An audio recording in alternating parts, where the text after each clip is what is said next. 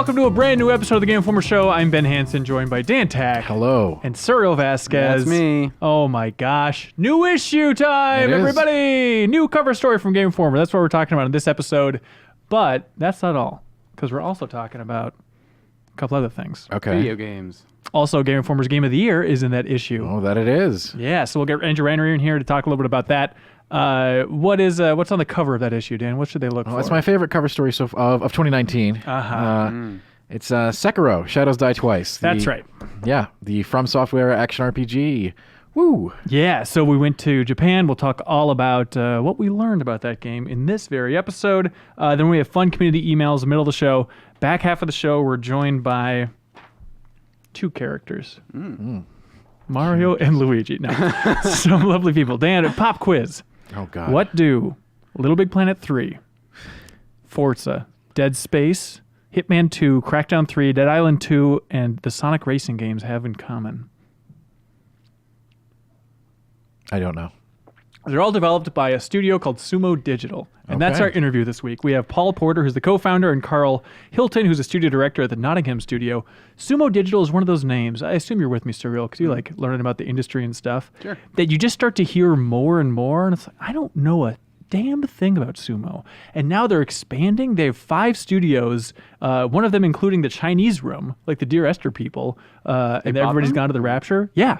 Oh, so now they own the Chinese room. It is just this weird British studio that's been absorbing a lot of talent. Every time a studio goes down in England, especially like a racing studio, Sumo will just swoop in, save some folks, expand their studio more and more. So if you look at like what they're working on now, it's just confusing. Like Dead Island 2 and Crackdown 3 alone, it's like, what is happening with those games? Wait, Dead Island 2 still exists? Like, it still exists. I'm not so sure about that. It shifted over from Jaeger a while ago. Well, we asked him about it. Okay. You know what? It seems to be it's happening. Schrodinger's cat, maybe a little bit over there. Okay. We'll see how it goes. But it's fun, and those guys go back a long ways in the industry. So we talked to Karl Hilton, who was at Rare in the 90s as an artist, and then he was a co-founder of Free Radical. But he talks about his time like working on GoldenEye, being an environmental artist. He talks about Miyamoto's specific feedback on GoldenEye, which is fun. We talk about Time Splitters, which all good interviews should have at least a couple lines about Time Splitters. That's right. No matter where you can get them in. Absolutely. Also, ask about the feature of Time Splitters. There's a future for Time Splitters? I'm willing to put money that Sumo is going to make a Time Splitters game at some point. But you listen to that interview and you tell me. And we also talk about just like the history of Sumo, quick updates on things like Crackdown 3 and what the hell's going on over there in general. So stay tuned for that. Also out this week, we're debating whether we should talk about it on the podcast, but a couple Nintendo remakey type things we should get out of the way, right? Mario and Luigi. Fine. Bowser's Inside Story, right? Yep.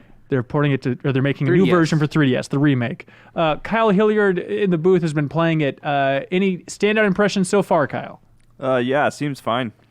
Wow, what a banger that was. All right. It's a very good DS RPG. I'm happy it's coming back. I just want Alpha Dream to move on to the Switch, so hopefully they will after 2019, the year of the 3DS. It's weird. And then also New Super Mario Bros. U Deluxe came out on Switch, which is an old Game Informer cover story. Fun fact that Mario U. Yeah, we did the Wii U Mario game. Huh. It was bundled in with like a lot of talk about the launch of the Wii U and stuff, but it was fun.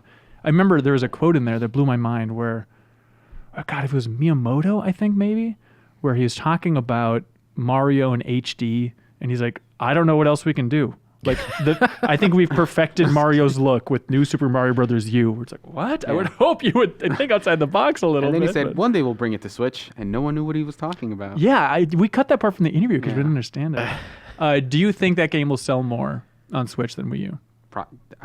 Yeah. Like You could say any game. You could tell me any title, and I'd say yes. But there's a lot of buzz. I think a lot of people bought that so early on with the Wii U.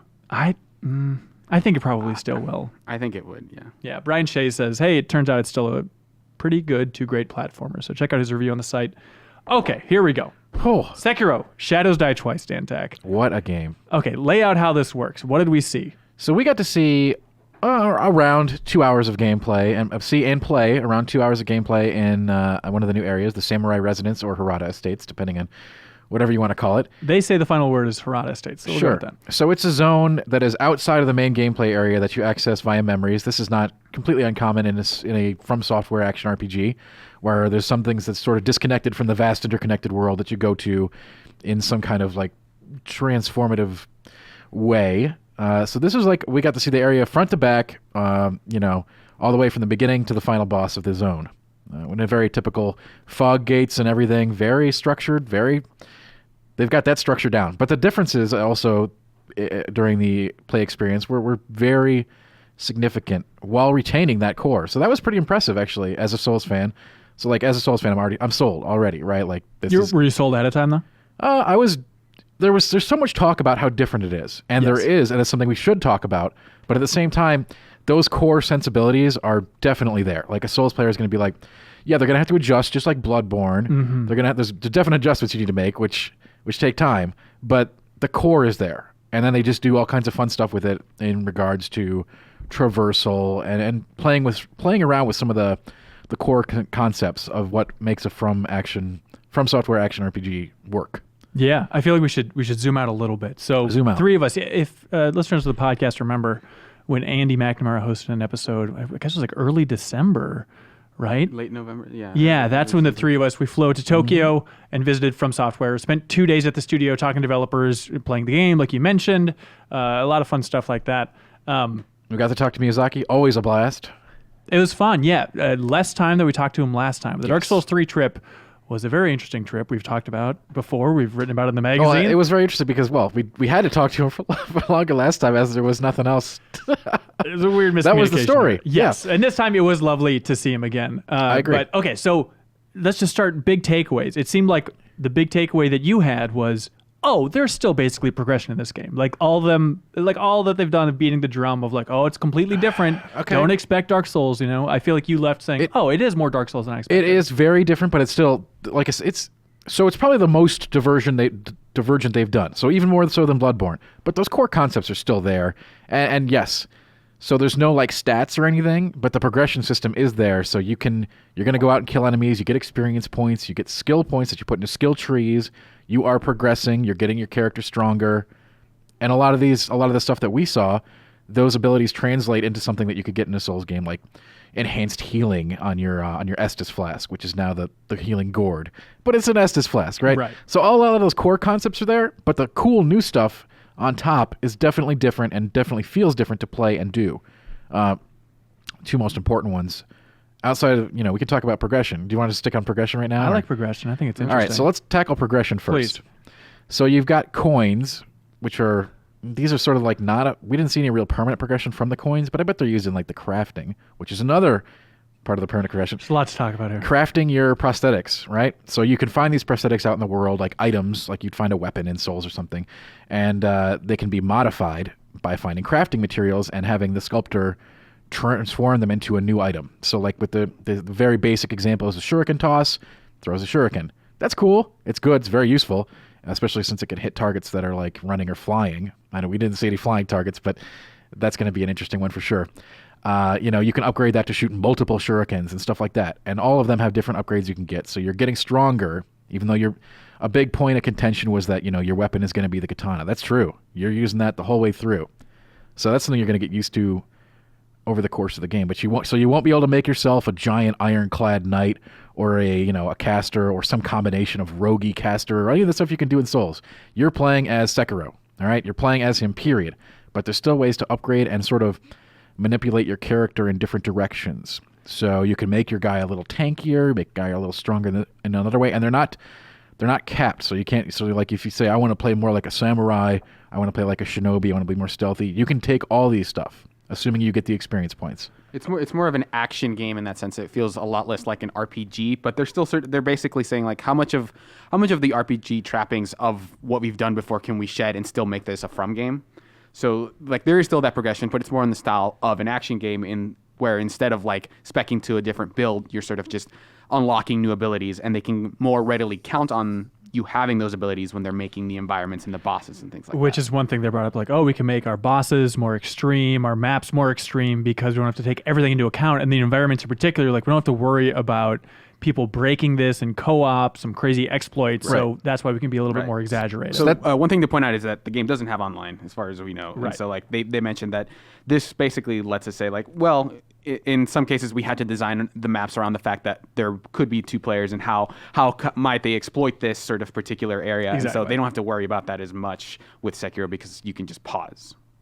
You can pause. Right. Sure. And which I mean, you got in the Switch version of Dark Souls, sort of. Oh, interesting. But Okay. here, like straight up in the middle of a fight, you can pause, switch your inventory out, and have a new thing. Which they really want you to sort of keep your sort of the different aspects of your arsenal in mind because you have quicker access to them. You can say, okay, here's an enemy that I can't figure out how to beat. Oh, I must have a tool already in my arsenal versus like, well, I guess I just I'm gonna have to find a way to brute force this with my build.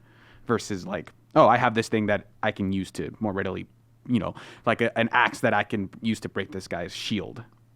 Right. Right. So, in previous From Software action RPGs, you'd have to take a different style for your boss depending on your build. In this one, you're pretty much going to be doing the same stuff, and you're going to try to figure out what you've got in your arsenal to beat that boss. Yeah, it always feels like you're equipped enough to take on the boss versus like this boss is going to really frustrate this particular style of player. I don't know, because I saw Dan Tack for like an hour go up against this drunkard character, and I don't think he had what it takes. And what it took, what it would have taken to help. I never got to fight him after I acquired it, but the axe. So we're speaking of prosthetics now. These can offer immense differences in the situations. Like they're in that fight. In I don't know, Juzu the drunkard or whatever his name was. You've seen him in trailers. Like he's the big guy. Yeah. He pukes all over the place. He's a cool guy. He's very dangerous. You can find out tons more about this in the issue, by the way, which you should check out because we're only going to cover the surface stuff here. So when you fight him, he's got tons of extra enemies during that fight. He's got a couple of fire archers, and the most annoying ones he's got are these 2 little shield guys, which are extremely difficult to take out without the axe prosthetic, which shatters shields. So you've got sort of paper, rock, scissors solutions to different problems. Enemies with glowing red eyes, for instance, are very susceptible to the flame vent tool. So you've got all these different kinds of tools that you can use depending on the situation. You can get creative with them too. Like the axe isn't just for breaking shields. It's also like a very slow, hard-hitting, posture-breaking hit. Very, the Kirk hammer in Bloodborne would be a similar allusion here. Right. So you've got that in your arsenal. The more stuff you get in your arsenal, the more stuff you can do, and the more situations you can take on. So that's very helpful. And it should also be we sequence broke to get to the drunkard. There was another guy who, it was an accidental sequence break. I was just wandering on the level because that's another thing. Are we ready to talk about traversal here? Because it's a big deal. Sure. You're talking about you stumbled across the Ninja Hunter? You're right. So the Ninja Hunter was sort of the way I was supposed to go. Okay. And because you can swim in this game, that's a first. You can swim, and more importantly, the grappling is crazy for traversal, and the stealth. Along with that is the stealth, right? These 3 things together make it already feel completely different. The grappling is nuts. Like a lot of times in Souls games, you've got they're sort of openish, but basically you're going through corridors, right? And you're getting ambushed by giant knights around every turn. Yeah. A lot of the time. In this one, you're actually doing the ambushing. You are going wherever you want in the zone within reason, and you can get the drop on enemies instead of them getting the drop on you. And it's actually sort of heavily implied that you better be doing that to make these fights even, because it's not an all stealth kind of experience like a straight up ninja game. You're not going to be able to basically do like a pacifist run of this game of I've snuck by everyone or I stealth killed everyone. It's you are using stealth as one of your tools in combat. Mm-hmm. Right. Stealth is like a way to get the like let's say you're taking on 3 or 4 guys. You can maybe stealth kill 2 of them before you have to fight 2 of them, and that's going to make a big difference in the battle. I think it also helps with sort of a lot of maybe what people find frustrating about these games is that there's a lot of learning through death of I ran around the corner and there was a guy. No way I could have foreseen that. So here you have more opportunities where you sort of grapple onto a tree and you can sort of see the entire area and sort of plan from there. And there aren't as many sort of surprise, we got you kind of encounters. You are the surprise in this case. You're sort of reversing that a little bit. So you can hide along walls and you can hide in shrubbery and all kinds of stuff like that. It's very different from a Souls game in any perspective. And that's of course the enemies sort of have a detection meter on you, so you can see how much they're aware of your presence. Also, one of my favorite moments when Dan was playing was there's giant monster roosters There are. in the Hirata states that just crow like madmen. It's kind of like a detection thing, I'd imagine. So there's this moment where Dan was like hiding on the roof trying to be a sneaky ninja as like 6 mutant roosters are just crowing their heads off around you. It's hilarious. So that was actually like I had inadvertently stumped into the rooster pen. So this is a very interesting trying part. to sneak through a rooster pen. I think I snuck above it or something. But anyway, it was very interesting because like this game on the surface, this is just another takeaway here. On the surface, it appears very rooted in the Sengoku era. Right. Right. So like a lot of very samurais and ninjas, hardcore, just humanoid enemies, humans, people, history. Right. And then you got stuff like the mutant roosters and poison lizards and all this other crazy stuff. This game is going to go. This is going to be like There's going to be some wacky fantasy It's going to get stuff later. way wacky. It's going to go completely off the rails. I have no doubt. Like I have zero doubt about that. There's a quote here. Oh gosh. Okay, so this is from Yasuhiro, I think, who's a marketing guy internal there at From, and he said, "It's a human drama, the game overall, but it's a From game. It's a Miyazaki game, so you can expect a lot of weirdness to occur." Yeah. So the rooster pen was interesting. Yeah, those things were weird. And new. And just like the setting overall for Hirata Estates, it's like the idea is that like there's bandits raiding this town. So as you go further in the 3 level, years the in the towns, past. Yeah. They're sort of raising this estate basically, and so you get to see some of the carnage as it's happening. Right, And and you that's get to why meet- they're all drunk, and that's why the huge drunkard guy is puking Huge all drunkard over guy's the a place. serious deal, yeah. For another one of those cases of like, well, it's kind of like bandits raiding a town in 1596 in Japan or whatever the official timestamp is. That is actually it. But then at the same time, it does become exaggerated like that with the roosters, with the Sure. weird pukey guy. And with let's the not forget lizards. the big boss of the estates. Right. Are we ready for? No, we can keep talking about lots of other stuff. Like we can go forever about this game. Yeah, well, I mean, sort of the last thing that I think the other doubt that I think got it kind of tempered was how linear it's going to be. So there is a hub called the Shina Outskirts, I think it's called. That's right. Where you sort of go between encounters and you can basically access it from any of the sculptor's idols, which are the bonfires, and you go there and you sort of upgrade. That's sort of where you upgrade your skill tree, things like that. There's a sort of a dummy character called the Immortal Soldier that you can sort of just practice your techniques on. But they mentioned that you're going to be trekking back and forth between different areas. It's not going to be like as open. It's not going to be like this sort of one world, sort of like Dark Souls. But there will be points where you'll get something in one area that'll let you sort of double back and progress in another area, sort of like a Metroid style kind of thing. Yeah, and Miyazaki even said that this game, compared to other games' level of freedom, he said it's on the higher end of the spectrum. He did. for Those were his freedom. words. He said compared to other games, especially at the midpoint, he says it really opens up in a big way. Which is very exciting. That's really cool. Like I already got we got a little taste of that just in what we did there. Because in most Dark Souls levels, it is a straight progression through the zone. Yeah. Maybe there's a detour. Maybe there's like a secret boss or something. But it's usually A to B within the confines of one area. But we went all over the place in the estates, and there's all kinds of stuff to see and do there that I'm sure even we missed. But we found different like doubling back. We found like multiple prosthetic items. There's rosary beads, which are sort of like heart containers. They make you permanently stronger, so that's another form of progression.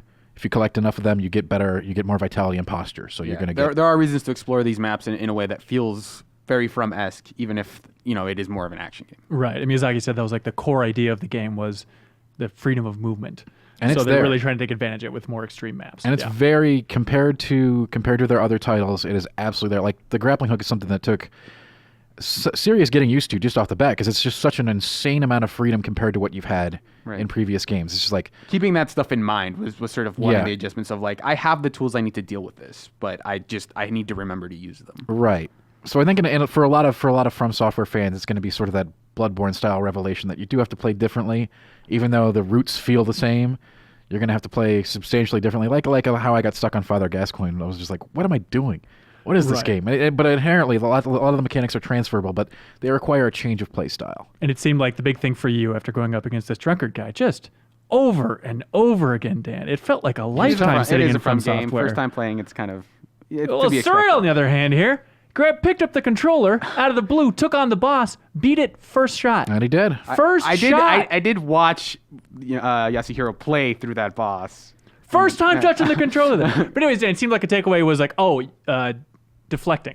That seems deflection's to be much going to more be a important huge than you thing. think. But some aspect of deflection has always been important for me, whether it's parrying or timing your bullet shot in Bloodborne. getting the timing down on that mechanic will be very important to players, absolutely. And that's this like sort of Clash of Swords timing that it has. I think it'll be easier in this game than others because you've only got the one weapon. So you only need to learn how to time that thing. You don't need to learn how to time multiple different attacks and weapons. I mean, different attacks, sure. Yeah. You're going to pick up combat arts, but you want to learn like hammers and swords and catalysts and everything, all this other crazy stuff. You just need to learn how to use that weapon and time it. Yeah. What stood out to you, Serial?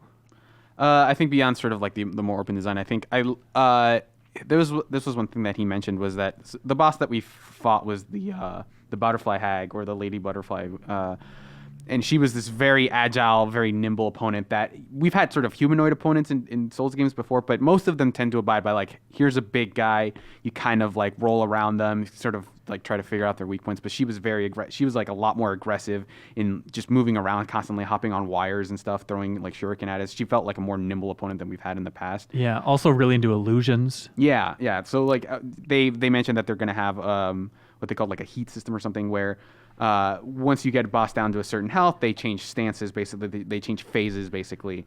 And hers was sort of, she summoned these illusions that attacked you. And so, but you have an item called the snap seeds, I think, that you could use to dispel them. And you're going to get sort of some hints as to how to use sort of items to counter bosses or, you know, any tricks that might work on them by exploring the world. And I think that's a pretty cool way to sort of say like, hey, maybe it's not as open-ended in terms of combat or in terms of like spec builds, but if you explore and if like there will be different experiences based on how much you explore the world. Yeah. So during the Butterhag fight, it was interesting because usually the heat up mechanic in other From Software games is like you get them down to half or 70% or whatever, and then they'll change their style. But see, this game is interesting and different because the opponents have lives just like you do with the resurrection mechanic. So once Suriel expended one of her lives, that's when she goes into the phase 2 and starts, you know, doing the illusions, which if you don't kill, which they actually turn into butterflies that she shoots at you at like light speed, and it's probably going to kill you. So you could take him out with the consumable, or you can try to beat him regularly. But it was an interesting mechanic. You know, the Witch of Hemwick also has illusions. That's something they've done before in Bloodborne, and we have fought nimble opponents too in the past. I don't know quite this nimble, but there are definitely some really fast critters. 3. Yeah.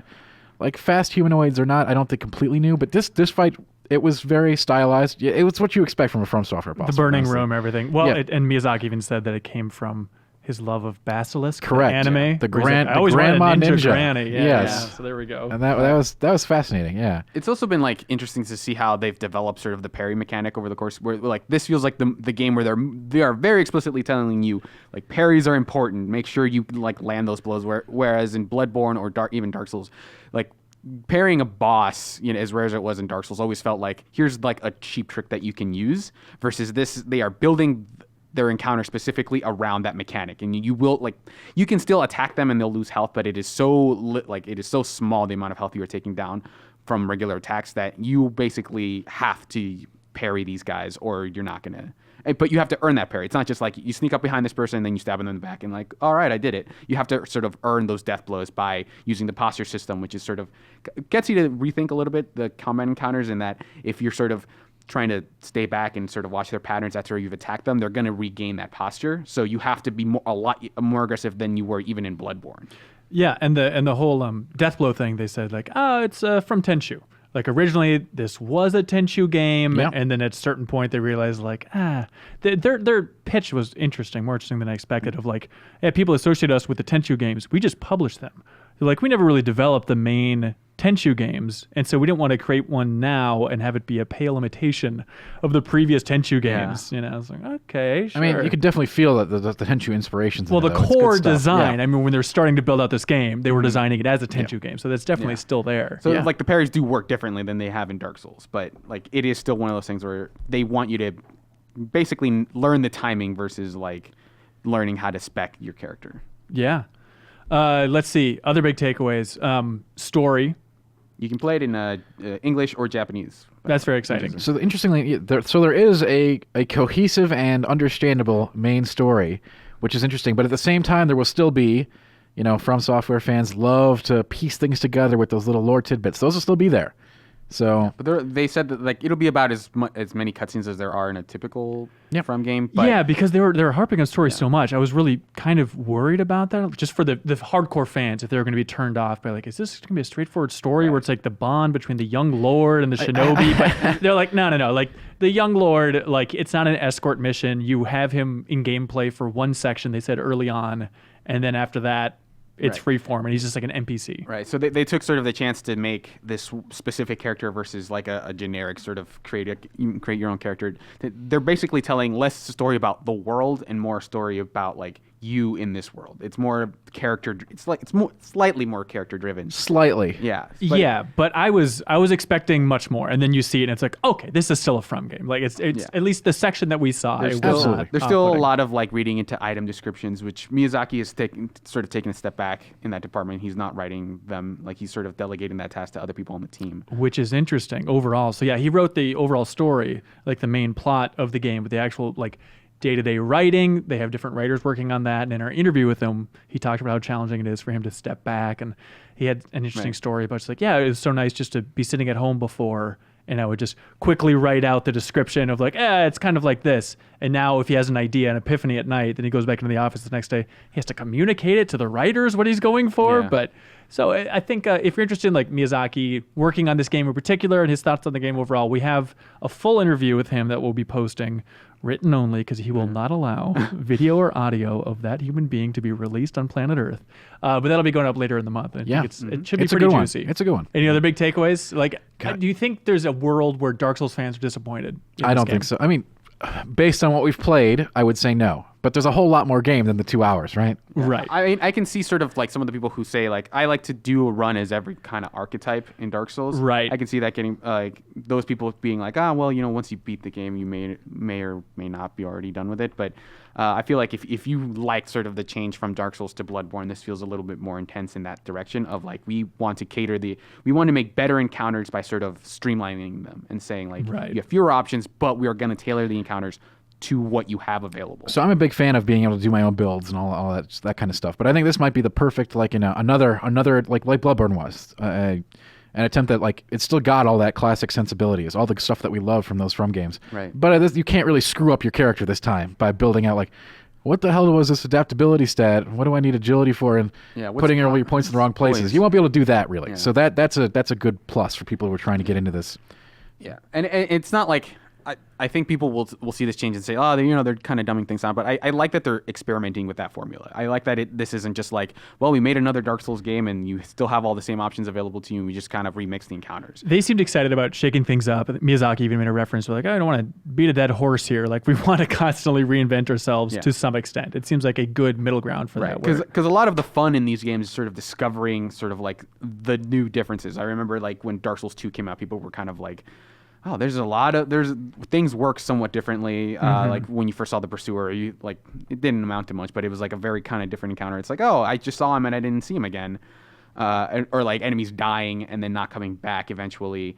Like that kind of stuff is sort of the stuff that I think makes those games really cool. It's just like, I've never seen that before. And I think they're trying to do that again with Sekiro by saying like, you're gonna have to play combat differently and how that affects sort of and you definitely what you've come to know. Right. And on the like more open front, more RPG focus, the Dark Souls angle, stuff like that, and the online front, Yasuhiro, the marketing guy, even said at a certain point, he said, we hope players look forward to something in the future where we might go back to that formula. But they're kind of in the mode of like, hey, let us experiment a little bit. Yeah. Let's try. Speaking of experiment, something really important that they didn't tell us about, they wouldn't go into explanation anyway.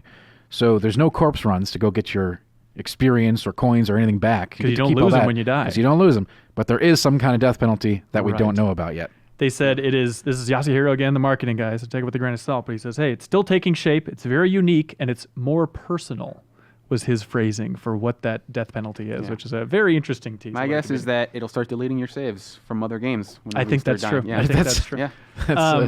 Dan, that's what's essentially. I have no idea what it is. Walking around From Software's office, did you see Bloodborne 2 anywhere? I dream about it every night, but I don't think it's in the cards anytime soon. Because a lot of the Bloodborne leads are working on this game, which is one of those key tells of like, well, maybe it's early in development somewhere, or maybe they divvied it out and there's more devs and leads than we factored in. But I love all their games, all their modern games anyway. But that is I think it's got to be my favorite universe in all of gaming, and it might start to become my number one game of all time. It might start to become. It is slowly climbing up over Zelda Link to the Past over the years here. Right. How happy were you when Miyazaki walked into the room for that interview and he was wearing a blazer like the one you're wearing right now? I was like, hey, that's awesome. You know, I was able to, we really were able to bounce off each other thanks to that. This is really a classy guy. Yeah, cool. Hey, this is an Activision game. It is. Yeah. That's so weird. I mean, they've been with all kinds of publishers though, so this actually isn't that surprising, right? It is, and I think on the Dark Souls 3 cover story trip, I think in that interview you made some reference to like, publishers don't really matter too much to us. We just make our From games, and they can sign on or not. And they insisted that like, hey, From has full creative control, but they had an interesting take too of like why they signed up with Activision, where they're like, Activision was the most interested, and they offered the most help on like a user testing basis for better onboarding.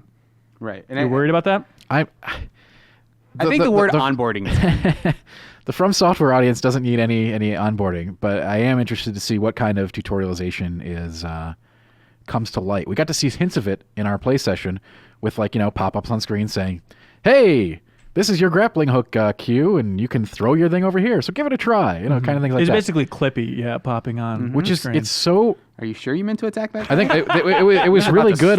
You up. It was really good advice, but at the same time, it's just like wow, people are gonna get torn up. Like it just feels a little. It's a little strange in a From game, but I can see that I think being it's a great. little intrusive. I think to some players of like, I just want to skip. I know how to play these games already, but I don't. As long as they're not like spoiling major, like, hey, you have a key now. I think you can use it in this door. Oh yeah, we didn't, not and we didn't see anything like that. So All as right. long as they're not like that explicit about some of the like the stuff that is nice to be it's cool when it's obscured versus like I didn't know you could roll by pressing the circle button. Like as long as they sort of front load that stuff and say like here's all what you can do, so like now you know and can explore, versus like being super explicit about progression and stuff. I think that's fine. And from what we saw, that's exactly what it was. It's just like, you know, to make sure your character knows what to do, so you're not 40 hours in and just finding out how to use a dodge. You know, that's dangerous. Like I don't think Activision is sitting there going like you need to make these bosses easier. People are not going to be able to. They're definitely not doing that. Right. Not based on what we play. I don't know. Serial beat it first try, which is pretty. He's just so good at Needs this some game. tuning. But that's I think the thing that I don't think is going to happen. I don't think the game is easier. I don't think it's going to like. It's just more. I think there's a difference between like ease of use and like ease of the experience and accessibility, I think. Yeah, I think so. So cover story for even more details, Dan. Was it a fun one to write? Tons more details. Yeah, absolutely. It's always great when it lines up with, you know, a series of games that you're passionate about, even though this isn't a direct series. It's going to fall into that basket of the Soulsborne. Yeah. A lot of editorial discussions about like what do we call these games collectively as a thing. Nah, it's a mess. What are you looking forward to throughout the month? Because it's GameInformer.com/Sekiro for a full month of coverage. Serial, what do you got? I mean, this next week I think we'll have like a deeper dive on the butterfly hag boss that we saw, and that kind of goes through like here's how the combat sort of changes the bosses, which is like the main event. Like those are the main events in From games for me. Yeah. And so how that changes, and then like later in the month we'll have like that full Miyazaki interview, which I think is pretty interesting beyond like stuff that is hard to fit in other stories. There's some cool stuff in there. Yeah, for sure. And then there's even a couple pullouts we'll probably put before that Miyazaki interview that fans, hardcore From fans might be interested in. We also have video interviews now with Miyazaki, of course, because the camera would melt, I believe, if anybody tried to film him. It's not that he doesn't want to, it's that he can't. He's desperately trying to get on camera, but the camera just kept tilting away. It's very strange. But anyways, we have video interviews with like the composer, if you're a fan of the music from Bloodborne, Dark Souls 3 in particular, same composer And that's here. another interesting note. Man, I could talk about this game all day, but I shouldn't. Just interesting how they had to make music for things other than boss fights, you know? Oh, sure. Because in other From games, usually, Very silent, with some very specific exceptions for moments like Ash Lake and other things, there's no soundtrack. It's dead silence until you get to the orchestral boss battle. But now you got music for everything. Yeah. Artists, designers, we have video interviews going up throughout the month, so definitely check it out. GameInformer.com/Sekiro. Also, we won't Skype in Miyazaki to answer questions like we normally do at the end of the month because Skype would melt down if it heard its voice. But if you have questions about Sekiro, definitely let us know. Podcast at GameInformer.com, and we'll try and answer them on the show. Yeah. If you have lingering questions about what we played and what we saw there at the studio. Good time, just the best. Dan, did you have a good time in Japan? I did. It was magical. What was the highlight of your trip? Ooh, well, From Software, obviously. Oh, but other than that, Just hanging out with my two best buds right here. I'm trying to lead you somewhere, Dan. Where are you trying to lead me? We went to Disneyland Tokyo. It was a wonderful time. Yeah, we did. And it was great because I've never been to Disneyland at all. And Dan is apparently a connoisseur of Disneyland, and he knows it like the back of his hand. So it was a full day of Dan being like, okay, this stand here is 2 degrees to the left rotated compared to the California counterpart. There's a lot of those. I mean, Well, I got you to everything good. So he directed us to the Tokyo Disney exclusive rides too, which is cool. Like, that was very Winnie cool. the Pooh. It's also been a long time since I've been to an amusement park, and like amusement park rides have gone a long way since I last went to one. Like a lot of the they have the figures. Space Mountain ride. Yeah. Just blow your That's effing Last time I mind. went, it was called Space Mountain 2000. Pooh's Honey Hunt. All right, we got to talk about Winnie the Pooh's Honey. That was definitely like one of, if not the best ride. This is a Tokyo Disney It is, exclusive. it is. This ride blew my mind in several ways because all we knew was it's exclusive. Disney fans really love it. Dan, you looked it up and you said it's an open world adventure And ride. it wasn't quite open world, but I did get what they meant by that after we went on it. So it's awesome because it's got the little carts or whatever. What do you call those things? I don't know. Dark ride. I mean, I don't know. Cart. Let's just go with carts. Whatever. What do you get into the Strollers, ride, the yeah. whole thing. So anyways, you get onto the ride and everybody's lined up, so you assume it's going to be going along this certain path, having a good time, all that fun stuff, right? Then you go into the next room and all the carts that you think are on a rail just like Right. scatter. You get to go in different directions, and you have different experiences in what you can see and hear than the other carts, which is really interesting because most dark rides, everybody gets the exact same experience. Right. And so in it's order. this weird, like, immersive theater almost thing where you're not in control of the cart, but you're looking around at everybody else, and they're all seeing different things Right. as you're going through this Winnie the Pooh story. Here's the part. Which escalated in that one room, which is just totally bonkers. It's the best, because then it goes into, like, Winnie the Pooh's brain, and it's effed up, and Like there's, he's like, having this weird, heffalumps. like feverish dream sequence. Oh, I need Yeah. that honey. Yeah, Oh, he's right? having some weird honey drugs. It was So really it's just weird. heffalumps everywhere. It's a nightmare. And you're looking around the room at what the other cars are doing, and they're all seeing different things. But the part that I just love, that's Hanson the freaked out at this cherry one. I know what you're talking on about. top of the sundae, is they then secretly threw in a new car that just had animatronic heffalumps in it. And it was like, Yeah. wow, like swirling around, like Like, they're yeah, like they're another on the ride like too. attendee at the ride. Yeah, that it's was just interesting. thrown into the midst of like, okay, now we're just riding next to this demonic heffalump car. Yeah. It was definitely. It was cool. It's It was also definitely cool. It's also fun seeing like classic Disney characters speak Japanese. Like here's Oh, yeah. here's the Japanese voice actor for Tigger and like Pooh. Right, because we also went on like Star Tours. Star Tours. It's like, Yeah. hey, C-3PO Des. And it's like, Yeah. hey, buddy, pretty cool there. The whole ride was in Japanese, which was interesting. It was great. It was a wonderful time. It was magical overall. the I agree. Haunted Mansion ride was all like Jack Skellingtoned up. That's right. And they do that in that I learned that I thought that was unique, but it was anytime I've never been there during the holidays usually, but I guess that's been a thing forever in the California location as well. But it was totally different than the regular Haunted Mansion, so I was blown away. I was glad I got something new out of that trip. It was great. I It was loved very it. fun. Also, really, I would marry Space Mountain if I could. I've never ridden it.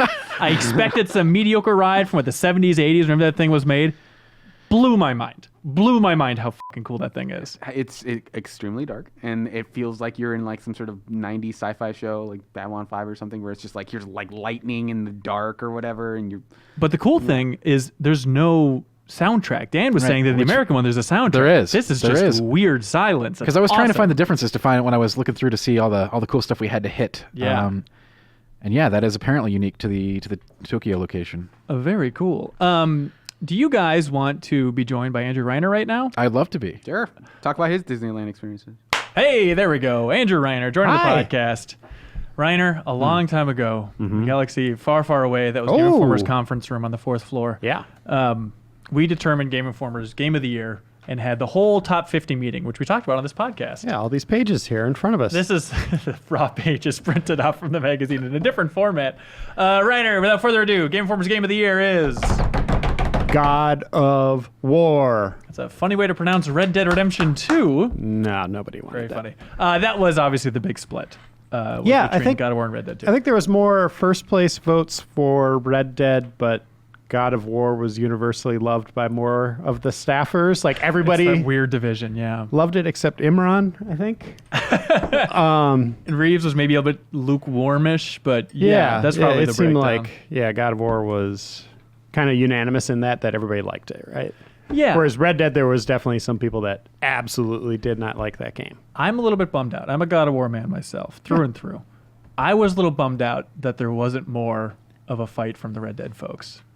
I'm not pointing fingers, but if a group caved a little early. It felt like it was the Red Dead. I wanted at least an argument about it, but it felt a little bit like, I think the room's going God of War. Let's let it go God of War. And I was bummed out on behalf of Red Dead. Yeah, if I reviewed both games, I've said this, I don't know if I've said it on the podcast, but I'd give both of them a 10. I think they're both just outstanding. And I give the nod to God of War because it really tried something different. It shook up a series that had a clear identity and really took it to places I wouldn't expect and knocked it out of the park. Right? Like that's crazy. Like these games were already 10s, and here's another one. Still Kratos, but a very different version of him and still a 10. So that's phenomenal. Tack, what was your favorite moment from the top 50 meetings? My favorite moment from the meetings? Yeah. Do you like those meetings in general? Yeah, I do. I like the format of them. They're interesting. They let us get to the root of what I think we find the best stuff, and we suss it out. In fact, I like years like this where there's not a whole lot of killing each other over the. I like it when everyone can agree on more or less agree on what the game of the year is, instead of some years where it's been uncomfortable at times. Right. Well, that's the point of those meetings. This should get uncomfortable. The top 50 games. Yeah. Even the top 50, it wasn't that brutal. I think the pissiest people got were like Jeffem really not wanting Detroit on that list. Yeah. Stuff like that. Me not wanting Detroit on that list. There we go. And I didn't want Jurassic World Evolution on the list. Exactly. Oh, come on. And I said that's outrageous. Just to paint a picture for people, it's in our 4th floor conference room. People are kind of sitting around in a circular formation. I'm at a dry erase board. Everybody is holding lists of kind of the games that came out that year, how we scored them. Some games that maybe we didn't even score on that list. Right. And then Andy's kind of going through game by game, getting people's feedback on it. And then we're slowly putting them up on a list. And you try That desperately we can erase, or we have a side list that's stuff that's in contention. There's lots of asterisks and asterisks caveats all over the place. And it's a lot of like looking at Andy's face, being like, is now the time to jump in here? And it's a lot of Andy going, now I don't want to hear this part right now. Like we're going to get to that later. I don't want to hear that this game's on my top 10, so it should be on the list. It's a lot of those little things of like, when's the time to have which discussion? Yeah. It's Where's a he good leading the idea. show? Something I've learned over the years. It's a good idea to sneak your game in like 35 to 38. Oh, because then they never get touched again. Those never 40s to 50s. That's going to change a lot. That's but the hot zone. The 38's like nobody will ever talk about that game again. Just get it on the list. Gotta It make goes a note away. of this. They're not ranked for a top 50. Right. Yeah. But the way that we put them on the board, we have numbers on there just so we know how many we have. And so it kind of feels a little bit ranky. The stuff like Minute slipped in at like 31. It was never questioned again. Like there's definitely unofficial rankings. Like the top like 15 or 20, those are locks, right? And then you've got like this other stuff that's really good and it'll probably stay in. That's where you got to get at the tail end of that. That's when you shove your game in that you want, right? Right. My favorite moment of the meeting, Reiner, was we were going through top 10 moments of the year, talking about all the different games and stuff. I thought Joe very eloquently put it on the podcast a while ago, saying that God of War was a game of moments and Red Dead was a game of characters, which I think is brilliant. But we're talking about top 10 moments, which games, which moments to put on there and stuff. And here's the problem. Spider-Man. The room was divided on which moment from Spider-Man, and so Spider-Man just didn't make it on the list. And Ryder, you were so defeated once we were moving over from that section. Remember, you just go, well, now it's a Game Informer list, because Spider-Man isn't in top 10 moments anywhere. But that was your problem. It was divided. No Spider-Man group was rallying behind one moment in that game. Yeah, and that kind of speaks to just how great it was. Kind of like God of War, right? Like there's just so many great like superhero moments, and then just kind of touching moments, like when Peter and Mary are alone in their apartment, just sharing a normal moment in their lives. Yeah, it was great. There's no like over Stan Lee. Like there's some like really cool bombastic moments. moments. I think a lot of them are gameplay. I think my favorite part of Spider-Man overall was sort of the dual boss fight with Vulture and I think Electro. I think that was like my favorite part of that whole game. Because it felt like that was when you were most like Spider-Man in the gameplay of like not hitting the ground ever. Yeah. But I think like throughout this story, I think there are a lot of like really like insightful but small moments that you wouldn't like, wow, this is incredible. But like sort of their conversation when they're having through text, and he's sort of like swinging around and sort of making calls depending on what's going on, and sort of like, that whole apartment scene. But you wouldn't call those like, wow, that was just like this singular incredible moment. It's not the stranger fight from God of War, you know? And exactly. that's the problem, is everything also was known as the best moment in God of War, even though I lost that fight. Well, it's still been on the list, I think, right? The first fight? Yeah. You can lose that? No. I lost the fight to make it the best moment. Well, that's to my comment. That's the thing. Like, you go into that meeting certain of things, 100%. right? Yes. Like, you're like, there's got to be a Spider-Man moment. There's got to be this and that. But then people play so many different games than you have, or have like knowledge of things that you don't have, that everybody kind of rallies behind, and you're like, well, and then when you have so many people divided in one game, it's just not going to happen. Yeah. And you're just like, It's so tough. it's frustrating. I felt very happy that Roland from Ni no Kuni 2 made it on the character list. I feel like that was my greatest triumph. Just like, hey, Roland. And then I think like Joe had left early that day, so he couldn't poo-poo it, and it got on that list. I was so happy about that. I remember I wrote the feature for that game. I got to play through the beginning. Oh, yeah. And I, like, as I do, walked around the office just like, whoa, my God, you're not going to believe the beginning of this game. And everybody's like, yeah, whatever. You're You playing say that Ni no about every Kuni game. 2. Yeah. You start up a mobile game, you're like, you wouldn't believe the But I opening. had to, like, I went through that moment and I was like, no. And I played it again and I was like, holy crap, they really did just blow up a city with a nuke and blah, blah, blah. The best. Also, top character of the year, Arthur Morgan. Dutch, number 2. Kratos, number 3. Where do you stand on that, Suriel? What do you think about that call for Dutch, number 2? I started like squarely in Dutch's camp because he just seems so enigmatic. But I think we all were in Dutch's camp for a majority of that game. Yeah, that's true. But I think Arthur sort of epitomizes sort of like the slow burn of Red Dead in that you kind of sort of like, I don't know, this guy just seems like another errand boy. Well, he is. Sort of guy. Like, and he never doesn't necessarily not become that, but a lot of the late game turns that happen with his story and sort of how he evolves as a character, I think, are super well done. And it's kind of emblematic of that game of like, it's basically the Final Fantasy 13 of this generation of like, if you can get through the first half, that second half is killer, but you've got to make it through those early hours. Game of the generation, Final Fantasy 13. Absolutely. Yeah, that's Arthur's like putting Dengar from Star Wars on the list, right? Like, he's like, What? it's like Dutch has his crew.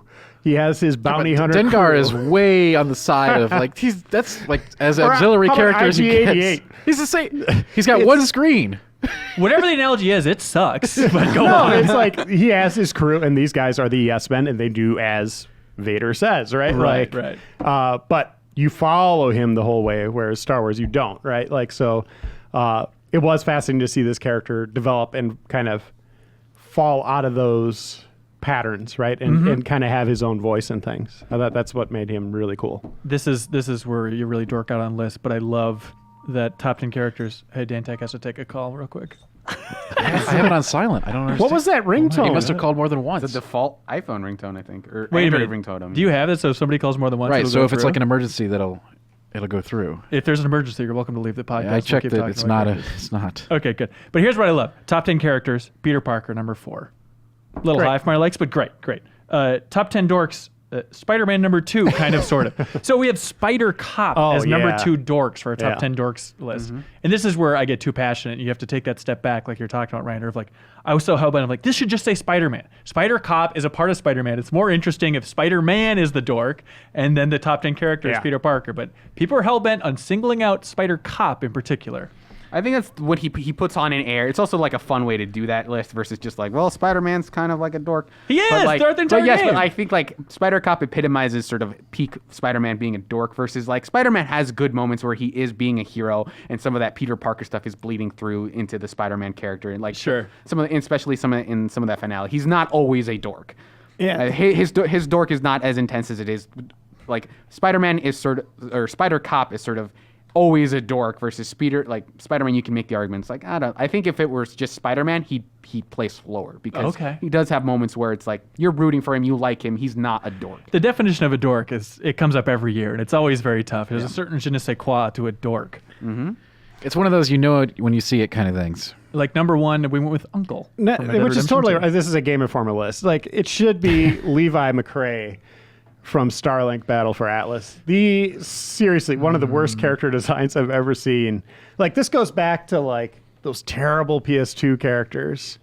Oh man, I can't remember some of their names, but just like George Lucas naming conventions on some of these things. And he's a streamer from Starlink. Yeah, that is also like on a space station doing science stuff. Like extreme athlete type guy. He's terrible. There's also like this duality to the dorks list, like you mentioned, of like the the Starlink guy is just someone we adamantly dislike. Right. But Lancer, sort of like sort of the entry that I fought for on that list, is a Deltarune? character that I absolutely love. But he is totally a dork in that he's kind of inept. He's kind of like he's a constant source. He's like the butt of jokes. He's like, but he's also this endearing character that you like, even though he's inept for a lot of the game. But he is one of that game's highlights. Right. He's one of those lovable buffoon villains. Right. Yeah. So it's not like we hate it's not worst characters, right?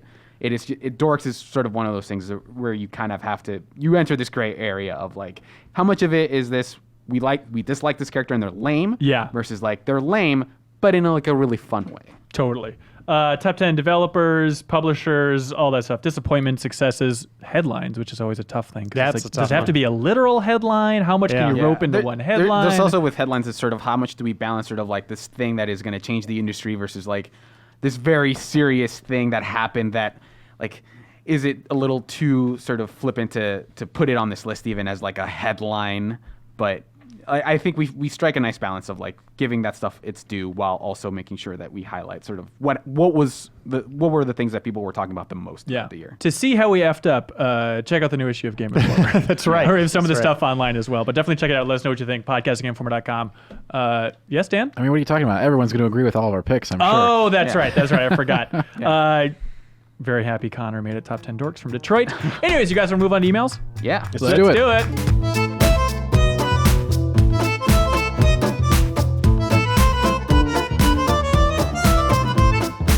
And welcome back to the Game Informer Show. We have some wonderful emails that people send into podcast@GameInformer.com. Anything that makes the show better, send it into podcast@GameInformer.com. Questions, dares, trivia, stump us. Dengar. Blueprints of Dengar. your house. I don't know. Dengar fanfiction. Yep, we moved on from Dooku Facts to Dengar Facts. Podcast@GameInformer.com for anything under the sun. Make the show better. We're going to choose our absolute favorite email and put it up on the big board for Email of the Week, starting the new year officially. Here we go. So is that one there? Is that stay there forever since it was That the is email of the year? Felix, yes, from Paris, the ultimate and right now the only God's country there is. Also, turns out this didn't, decide or vote. Felix was the guy who put Game Informer in the Sonic Boom TV show. Oh my God! Remember, there's that Super Replay reference. I did a in that? story on that. Yeah. Apparently, that was the same guy. I forgot, but I thanks for like that listening, guy. Felix. Okay, first email is from Jordan H. Egan. I'm sorry, Jordan H. from Egan, Minnesota. All right, off to a good start. Saying Happy New Year. Hello. Around this time of the year, almost everyone is thinking about the games they played and enjoyed the most in 2018. However, I want to ask you something a little different. Which game from a previous year did you spend the most time with in 2018?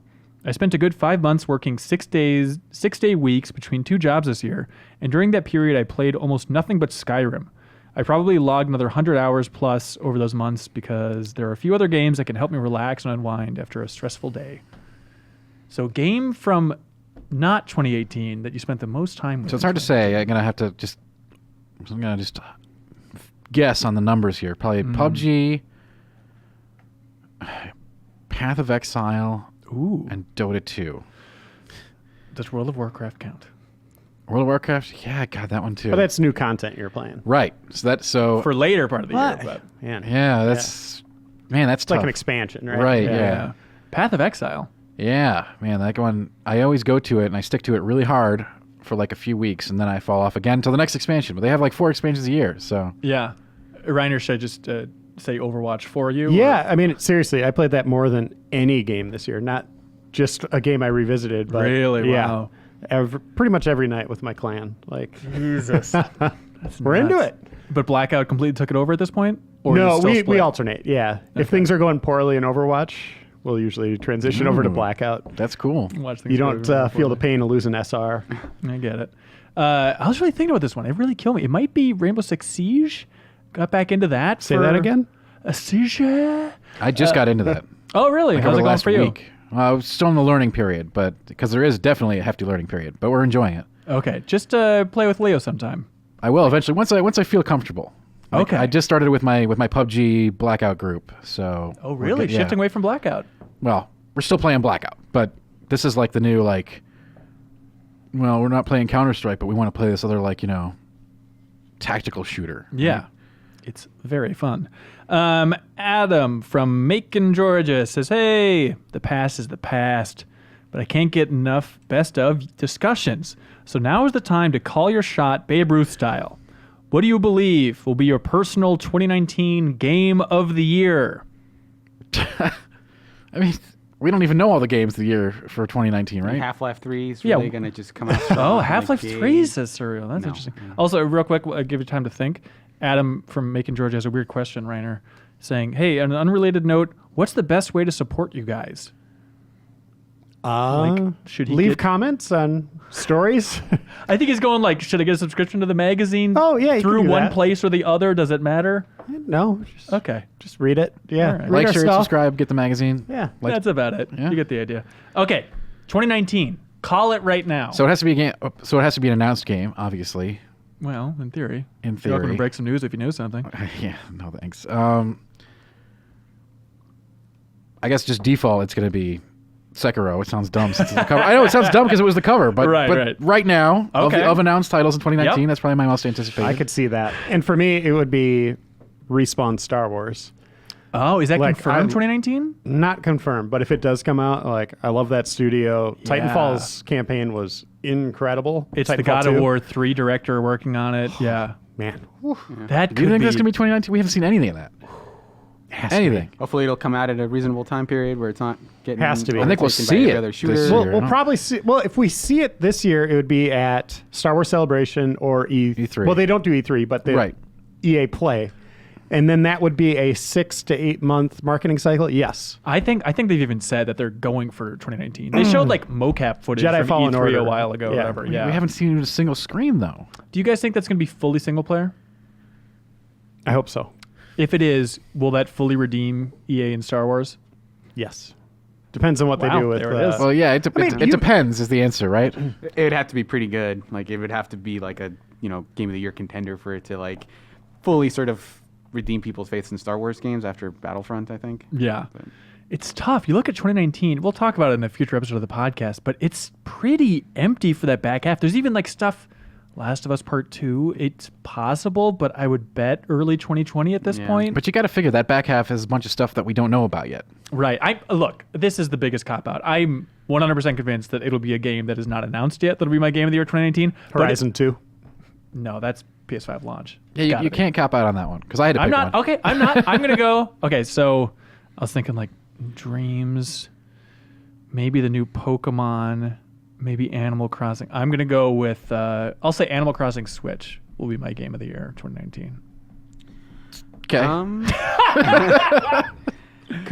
It could be Metroid Prime 4 if they ramp up development, if this is like the breakout year for Metroid, because I feel like beyond Animal Crossing, it doesn't feel like Nintendo has anything on their plate, and of the things we know, it's either that or if they try to go for that that other Zelda game that they said that they were working on, or I don't think they said. We just Okay. think that the that- 3DS team is working on something. Yeah. Like if let's say the Link Between Worlds team was Yeah. working on something new, that could be like a major contender. That's true. But of the stuff that we know, it's probably going to be like right now it feels like a toss up between like Mortal Kombat, Oh yeah. Devil May Cry for me, Sekiro and Resident Evil. Okay, Unless but call the one. Call the one for real. of those four. Yeah. That's God, because I think Mortal Kombat is the wildest swing in that if they, depending on their changes, if they lean harder into the loot stuff, I think I might be less into it. But if it's more like Mortal Kombat Pick one! X, Call the one. I think it'll probably end up being Mortal Kombat. If I had to All pick right, one, there we go. probably Mortal Kombat. Send us this audio clip at the end of the year and let us know Yeah. Animal Crossing. What the hell? I still want to pass when a game gets announced later that it turns out to be that we don't know about Yeah, yet. please don't hold this to us. It'll really hurt us if you do. It'll hurt me personally. Marvin from Baja, Mexico says, "Hey guys, I'm listening to your latest podcast talking about games you liked and disliked. That's about every podcast. I'm thinking that this year I bought a lot of games that I did not have time to play, like Red Dead 2 and Tomb Raider. So here's my question. What's the best game you guys did not play in 2018? Yeah, join the club. Red Dead 2. Didn't get around to it. That's crazy, Dan. You're a lunatic. I know, but that's reality. Probably Oberdin. I was thinking Overdone 2 Just for because me. Yeah. I am intimidated by that game. I Yep. feel like I am too stupid to play that game. 100%. I also think you're too stupid to play that game. Like the idea of like, oh, you got to get out. There's no point to keep track of all these people. That sounds super cool, but it also feels like when I get into it, I'm just going to super frustrated and stop playing. Yes. But I'm willing to acknowledge that is my fault. That is not the game's fault. Yep, 100%. For me, it's Hitman 2. Oh, I played a interesting. little of it over the break, and I was like, oh, this is this is scratching an itch. Like Yeah. I want to play more of this. You know what I was shocked by, Reiner? It wasn't until, like, you're on the podcast for the last episode, but it wasn't until I saw it in writing. It was like, man, Smash is number 4 for you for 2018. That is shock. Do you play online, or are you playing mostly single player stuff? Yeah. I play with some friends. Okay. Yeah, I love the what is it? The spirits mode, whatever. Yeah. Yeah, that game. I've played those games religiously, like since they came out. Did the cover story for Game Informer way back in the day. For the first one? First one, yeah. Jesus Christ. So yeah, Do you I dig think those. you could beat me in a 1v1? Would you ever want to put $20 on it? Oh my god! $20? Don't do it, Reiner. He's trying to hustle you. Who do you here. play? Yeah, come well, on. that's my question first. Young Link. Young No, Link all I'm day, old, every day. I'm old Link. Hey. That just made this match way Old more versus interesting. new. I just beat Link. Tim Turi. He played old Link. I play Ooh, young Tim's Link. good. Tim beats me when we play. Okay, all right. Oof. Then just give me $20. I think that'll just make sense. Let's see. Nick Anguiano from San Diego, California, wrote in just to say that we mentioned Crosscode on episode 2 weeks ago, and he says that he's really enjoying it. So that's great. Thank you. Also, ready for a deep cut? This How is good. deep? It's the deepest thing I've ever heard in my life. Matthew Carmosino writes in and says, hey, as a fan of traditional role-playing games, I try to keep up to date with old-school RPG developers and what projects they're working on. Some of the designers and writers behind Xenogears and Suikoden worked on The Alliance Alive. I really enjoyed my time with this game, and it's up there with some of my favorite RPG experiences of the year. It's got similar mechanics as the Saga series and is a throwback to the Super Nintendo PlayStation 1 RPG era. He said he was looking around in Game Informer and even Giant Bomb, and there's never been a single reference to this game called The Alliance Alive. Well, they said the same mechanics as the Saga franchise, right? Yes. That's probably why we didn't touch it. How dare you? Metacritic's like high 70s, but I looked at it, like Atlas published it. It actually looks really cool. Like, it definitely is up my alley, but I've Okay. never heard anybody mention The Alliance I do Alive. remember seeing something about it. I mean, like, yeah, I don't know. Man, this was like around. We were super busy doing other stuff when this was like an inkling Okay. of potential, right? Like, There we go. If you have played The Alliance Alive on 3DS, you're a hero, and you should write into podcastinginformer.com and let Matthew know how you feel about it. Okay, here we go. Fun facts here. Oh, wait. Also, Nick. uh-oh. Confusing. Anguiano from San Diego, California says, hey, staff, during the Email of the Year segment of the show, Reiner jokingly asked Jeff Cork where is Red Dead on Switch, and Jeff Cork mumbled back, where is Netflix? I just wanted to let him know that Netflix requires HTML5 and JavaScript to function, which Nintendo has specifically stated the Switch does not support, and there are no plans to make the Switch support those languages. I had no idea There that you there go. was a that's hardcore tech Well, reason now why we it's not know. possible. He says it's a shame, but this is why you can't have basically any streaming service on your Switch. It is also why the Switch won't support any games created by the Impact game engine, like Crosscode. Which is a real bummer. They did. They're like, oh, I guess that just can never be ported to Switch. It's also weird to point out like streaming specifically because like in Japan you have like Resident Evil and I think Assassin's Creed Odyssey you Yep. play exclusively through streaming, which is a weird thing. Right. So yeah, if they somehow incorporate Netflix into the next Assassin's Creed, then Yeah. we could, in theory, watch it, which probably would make sense. That's what they're doing on the The anime next surface. Assassin's I Creed think. is set in Netflix. Did you play/watch Bandersnatch, Dan? I certainly did. That's why this is very relevant. Exactly. Um, Yeah. What'd you think of that? You know, without spoilers, I thought it was really good. This is the Black Mirror new Yeah. season. It was Yeah. just an interactive episode. Like on the surface, it is a choose your own adventure game, but I think that's got a lot more to say than that, and it's very interesting. It might be the first time I went through it, I'm like, okay, this is just a little bit too clever for its own good. Yeah. But after going through all of the sequences, I kind of really do love it. Certainly more than anything in the last season of Black Mirror. As a one-off thing, which I'm pretty sure it is, like this wasn't like a bold new way to do storytelling or anything like that on Netflix. I just thought it was a really good format for that episode, as it turned out, after you've pieced everything together. Yeah, it's fun to look at the flow chart. It's a more satisfying flow chart than Detroit Become Human, I would say, is studying the Bandersnatch flow chart. I mean, I wasn't as hot as Dan, but I would definitely agree with that.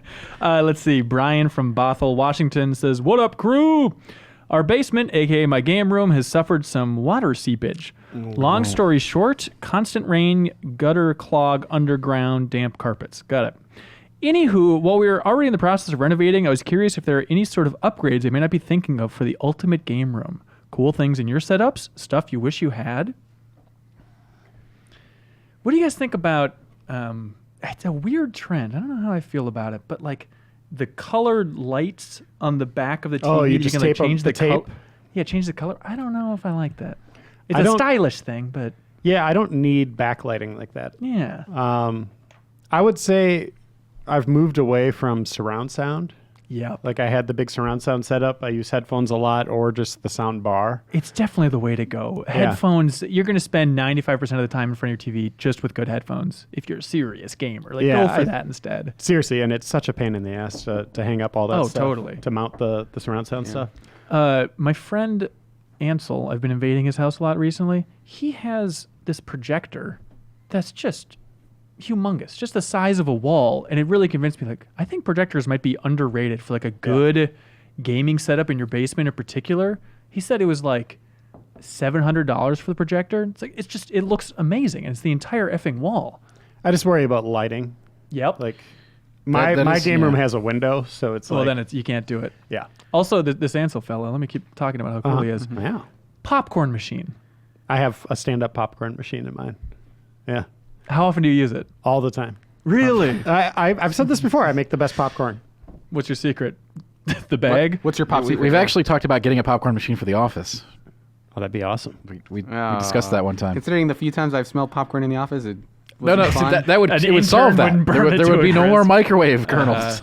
What's your secret, Ryan? The secret is the oil, like, and I guess to a degree butter if you want to butter it. But yeah, getting a good oil. The kernels mostly are the same. There's different types you can get, but Okay. a standard popcorn kernel, if you get a good oil, you could just make it amazing. Speaking of which, Light, fluffy. Amazing. Tokyo Disney, different kinds of popcorn. Like They had curry popcorn Yeah. at Tokyo They Disney. had soy sauce popcorn. It was nuts. All right, Jake O'Neill has another deep cut here. He says, hey, everyone, in the last episode of the podcast, Ben was saying how he couldn't stop impersonating Arthur Morgan. I always catch myself saying a certain word like Arthur Morgan does, and I had never thought about this, and now I can't stop thinking about it. If he does it multiple times in the game or if it's just one memorable moment, the word sure as Arthur Morgan. Because he says it in a weird way where he's like, sure. It's like that type of thing, you know what I mean? I don't know if he does it over and over again in the game or not. Do you guys remember this? Did it stand out to anybody else? Yeah. I Okay. mean, he I do does it with a remember lot of words, though. Stretches it out like that? Yeah. Oh, But hair. Dutch. Cough. Doug from Burlington, Vermont says, here's a fun question that went around my office recently. Oh, interesting. What are your top 3 favorite smells? It's hard to remove nostalgia sometimes, but here's his winners. Let's critique these. Fresh cut grass. oh, I hate that No. smell because it Yeah, reminds me of it is. work. It is not a good Okay. smell. Yeah. Leather. What are we saying here? All right, Dan. Dry erase markers. No. Oh man, no. That's a very eclectic mix. This guy's a weirdo. Mountain pine trees. I can't. I don't No. know. I don't know if I know what that smells Oh, like. I think all of the Pacific Northwest smells amazing. When you get off that plane, soak that sucker Yeah. in. It's the Get those best. dry erase markers. Yeah, but I don't think it's my top. Okay, what's your top? Like I'm trying to think. Like it's tough to come up with offhand, but like I don't know, like mint, strawberries. Dan just slipped me a note, and he said secretly it's your spouse's hair. That's a weird thing to say, Dan. That's Jeez, man. creepy. Well, hey. I think the answer has to be pumpkin pie, right? No, Oh, no, man. no pumpkin. A for fresh me. pie. Oh man, yeah. Nothing better. Baked goods in general. Pizza. Baked goods. I can get behind that one. Good, you cowards. Ernie from Divine, Texas says, "How did GI Crew? In my opinion, nothing can hold a candle to the final fight in Metroid Prime. Reiner, do you remember what the final? I already talked to Cyril about this, so don't spoil it. The final boss's name in Metroid Prime. Do you remember what that thing's name is? Nope. Metroid Prime. Oh, okay. I completely forgot that All the right. name of the game is apparently named after this creature that I had zero memory of. What did you think Metroid Prime was referring to? It's just a cool name for a game. You can't divide this entry by anything other than itself. I don't know. It's not like, hey, we're going on the Zero Mission. Like, there's just cool names, every once in a while. Well, for a the Metroid game. boss of Zero Mission is Zero Mission. That's right. Zero emissions. And I guess ultimately the Federation forces were kind of the main antagonist for that game, if you really think about in it. Metroid Prime Fusion, you fought, Vegito. So Anyways, he says the music from the Metroid Prime Metroid fight Prime. is really good. Anyways, what is your most memorable boss battle and why? Top boss battle of all time. I go with Ornstein and Smough from Dark Souls. It's the perfect Okay. mix of like the speed and agility fight. I've talked about this fight on this cast probably millions of times already. Also, the smell of Ernstine and Smoke. Like you get a candle with a little smoke in it. It's just it's a very satisfying encounter, and both of them are like perfect for their styles, and like being able to kill them in different orders to create different bosses is also very interesting. Plus it's super hard, and you walk in that room, you just get smoked. And that's the most memorable for you as well. Not favorite, but most memorable. I think it's the most memorable. Okay. It's probably the end from Metal Gear Solid 3. Yeah, that's a great choice. I don't think we've seen a boss like it since even. The idea of trailing, it's basically a little bit like Monster Hunter where you're kind of trailing him through these different areas, but just the number of approaches you have, the fact that you can kill him before you even get to him. It's very fun. It's it's such a great encounter. Plus, if you are just desperate to hear the end say, you call yourself the son of the boss, you call yourself the son of the boss over and over again, that's the fight for you. You mean my text tone? Mine's also Metal Gear. It's Metal Gear Solid 2, the Metal Gear Ray fight. We're on top of Arsenal, and it's just the army of Metal Gear Rays coming at you because it's the only time I've ever challenged myself with a game is playing Metal Gear Solid 2 on Extreme. And in that fight, you have to take on 20 Metal Gear Rays, and a lot of those are just one-hit kills. It is brutal going up against that Did crap. you watch the AGDQ run that happened yesterday? No, on I Metal Gear wanted Solid 2? to. No, did you? It's a super fun run. You should watch How it. long is it? It's about an hour and 20, 35 minutes. Okay. About an hour and a half. Ooh, I gotta check that out. I'm having trouble with this one.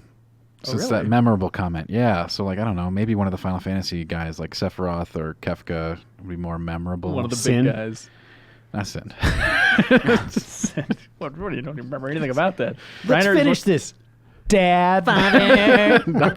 Does one stand out for you, Reiner?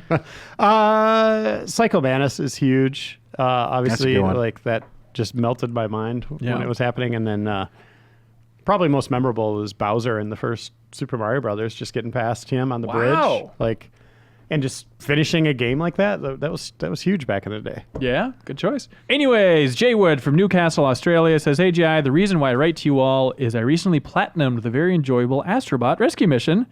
And when I did, I got the following message on the platinum. You collected all Astrobot rescue mission trophies. You rock. Now, time to get out and see the real world." I was like, okay, a bit old mother, don't waste your life for me there. But it got me wondering, any achievements or trophies that you got that make you feel a little bit ashamed? Ones that weren't worth the time sink? Even better answer if you can think of another passive-aggressive message attached to it. It's an interesting question, but I love that idea of I don't know if they're trying to be cheeky and fun about just because it's a VR game, but hey, take off the helmet.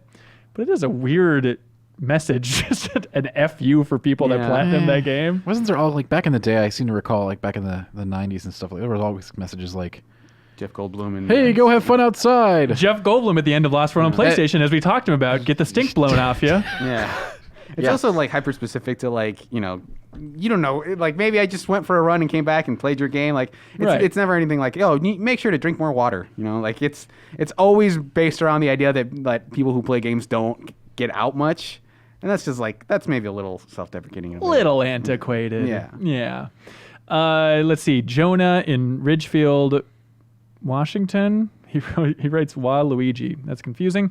Anyways, he's saying, hey, I was discussing with my wife about the next generation of consoles, and I came across the idea that Xbox is most likely going to be discless next generation. But I don't think PlayStation will.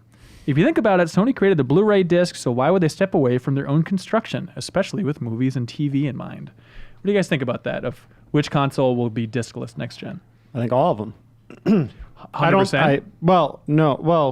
Disc, no, but a different physical means, yes. I think they'll all have some kind of physical cartridge or drive, something that USB you can drive you just plug in. get your game on at retail. Half of the four plugged in at once. That'd be cool. It's perfect. That would actually be pretty cool. I mean, so what I feel like basically understand at this point, just from what's out there, is the idea that Microsoft will have multiple SKUs, right? They said multiple consoles at E3. And it's the idea that one is in theory going to be streaming, then the other in theory would support discs. Whatever this is. Yeah. Not discs, but whatever this You're saying not discs. I don't don't understand. think, I mean, it's just reading a disc, the laser, the whole thing. If you could just plug in a drive, it's faster to upload your game onto the machine. That seems to make more sense. Some kind of little physical thing that you plug in. I could see that. I don't think they're going to Switches lean into their little cartridge. Right. It tastes I don't think good. there will be a download only console next generation. I just think that internet speeds here are just not up to it. Even if the speeds are there, the caps are not. That would piss off a lot of people, I think. Yeah. Well, on that note of pissing people off, I do wonder if it could be so simple to just take the last generation as the obvious template of Microsoft pushing things, having the cheaper streaming SKU, getting funky with USB drives, whatever you're talking about there, Reiner. And then PlayStation just coming in with PlayStation 5 and getting Atom Boys back in a video and just saying, it's just a disc again, everybody. Hey, hurrah, classic gaming. You know, like it, I think it's cliche maybe to do it again, but at the same time, I feel like that messaging from PlayStation could work if they wanted to try it again, you know? Yeah, and I guess it could be, you know, the more I think about it, it could just be a disc if you're just downloading like 5 megs off it, just an author, like a handshake. We're not downloading. Yeah. But it would be like, do they still want to support Blu-ray and UHD as platforms? Sony didn't do UHD. Microsoft did. So I already see Sony kind of moving away from it, but you know, they didn't do it on PlayStation Pro.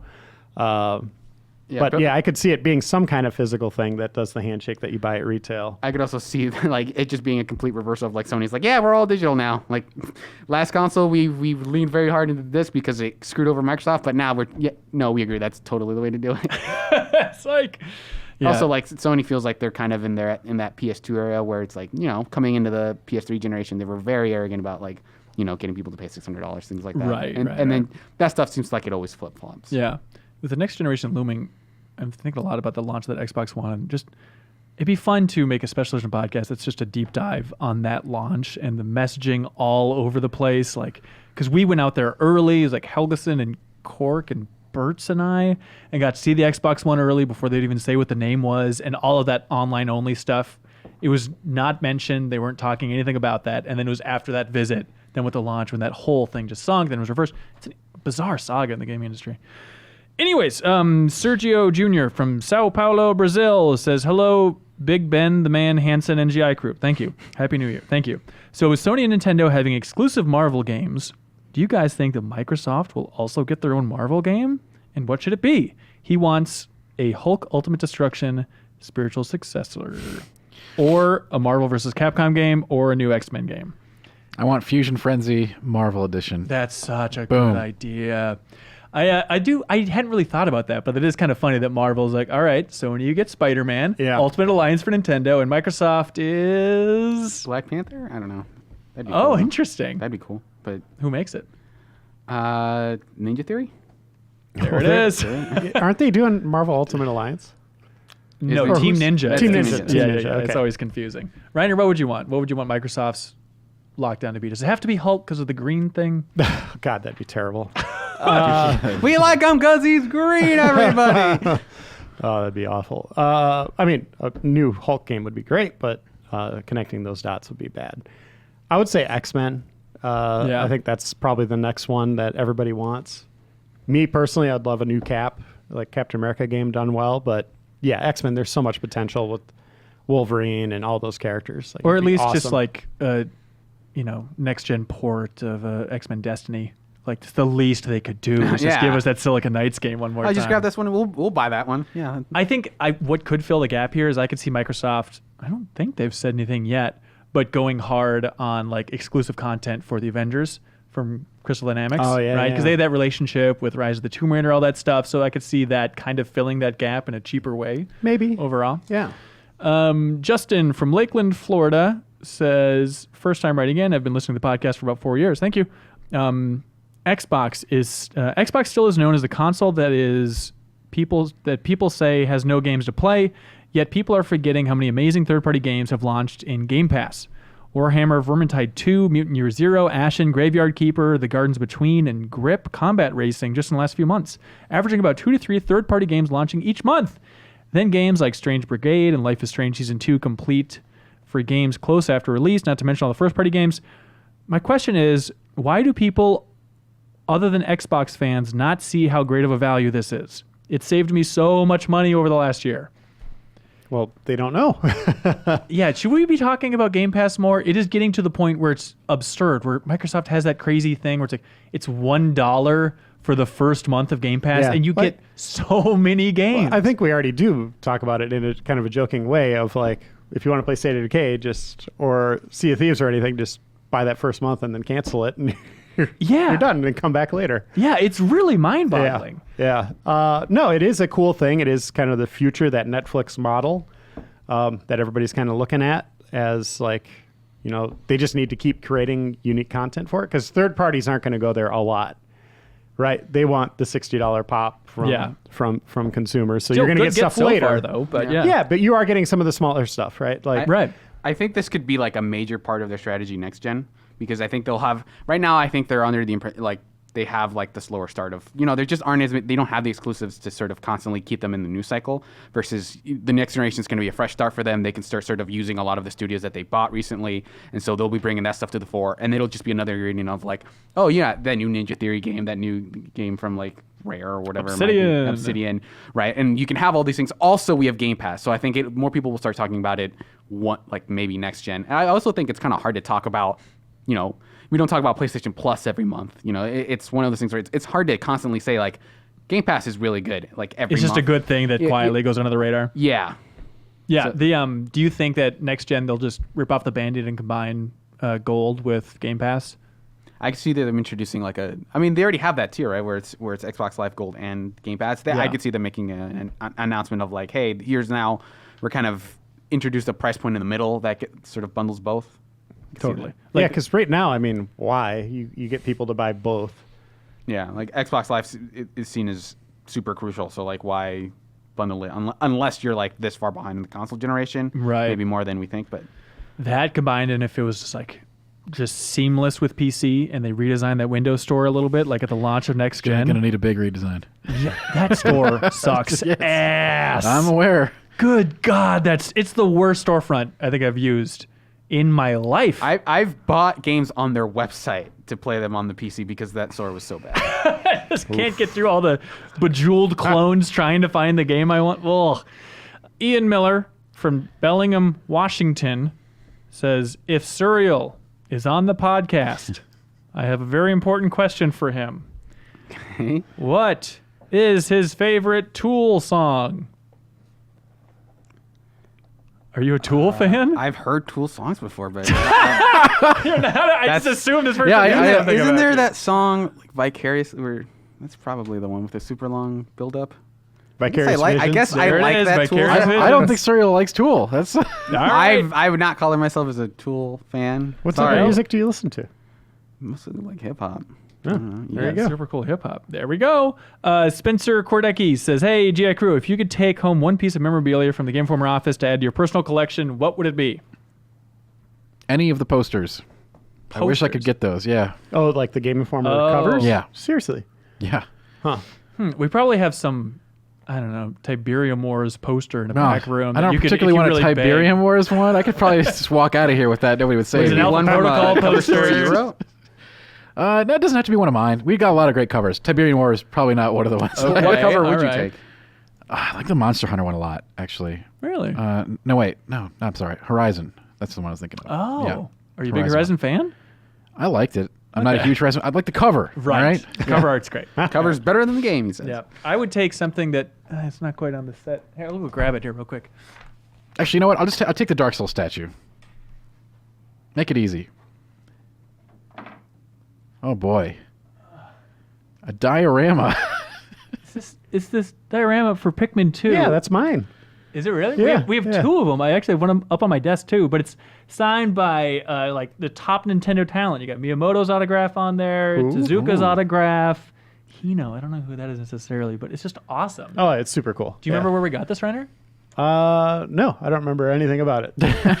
Perfect. What would you take, Reiner? I would take the giant Fallout power armor statue that's near my office. Oh, and then you can sleep in it too. Or the Joker poster autographed by Mark Hamill. That has my name on it, so I guess that's mine. That is very sweet. Wait, it has your name on it? Yeah, it says to Andy on it. Oh, well, how do you? That's you? Yeah. I put that thing together. Yeah. Oh, well, it's confusing because it's. I guess it could be either Andy. Yeah, exactly. Yeah. We just got the Soul Calibur and Soul Edge. Those might be cool to take, but Those are swords from Soul Calibur, ladies and gentlemen. Yeah. Very cool. Tom from Redmond, Washington says, "Hey, Ben and friends. All right, tell me if this checks out. I have never considered this as an option. I just realized you can turn any couch multiplayer game into an online multiplayer game on PS4 through the share play function. He said he just tested it with Overcooked and it totally works." I I barely touched my PS4. So with share play, that seems insane and something that we should know about that I've never really thought about. But in theory, I guess it could work. I'm curious to see what the lag is on that. yeah. So maybe just certain games. But please write in if you've checked this Well, out it and has you to do be it as certain well. games. Yeah. Yeah. Weird deal. Okay, Forrest from Lawrence, Kansas says, "Hey, GI Crew, the email about Total Distortion Game Over music was brought up for Email of the Year. You said you liked audio, so here's 2 great, bad promotional songs from the 90s about video games. Instead of lyrics, both songs just sing different things. Okay, the first one is a song that was made, Reiner, tell me if you remember this, by Infogrames at E3 to promote their lineup of games. Here's how this sounds. This NASCAR heat, Tonka Town. Stuntman makes my hair spin round. Beachhead transfer, Freddy Five. Unreal Tournament, test drive. Survivor, Love it. Civilization. Superman saves the nation. Yeah, sing it. Hotline, She's a hell of a Dragon singer. Ball, Yeah. Along in the dark, and that's not all. There's more? Rocks my world. Entertainment. Okay, all right, we're good there. We're good there, Jeff, in the booth. I'm sold. Now, Get go me to that booth. Go Okay. to the next tab. Oh, yes, It was Reiner. a very different world back then. Some would say a worse and dumber world. Yes. Okay. Beavis and Butthead era. Forrest also recommends this song, which I listened to once years ago. It's called "My Console" by Eiffel 65, the creators of the Blue song. Da ba dee ba da. This is a song that really is called "My Console." Hit it, Jeffem. We gonna play the game, the PlayStation all day. With the Metal Gear Solid to check and play. And from Omega Boost to Resident that beat. Evil, just play for the fun, cause we got it going on.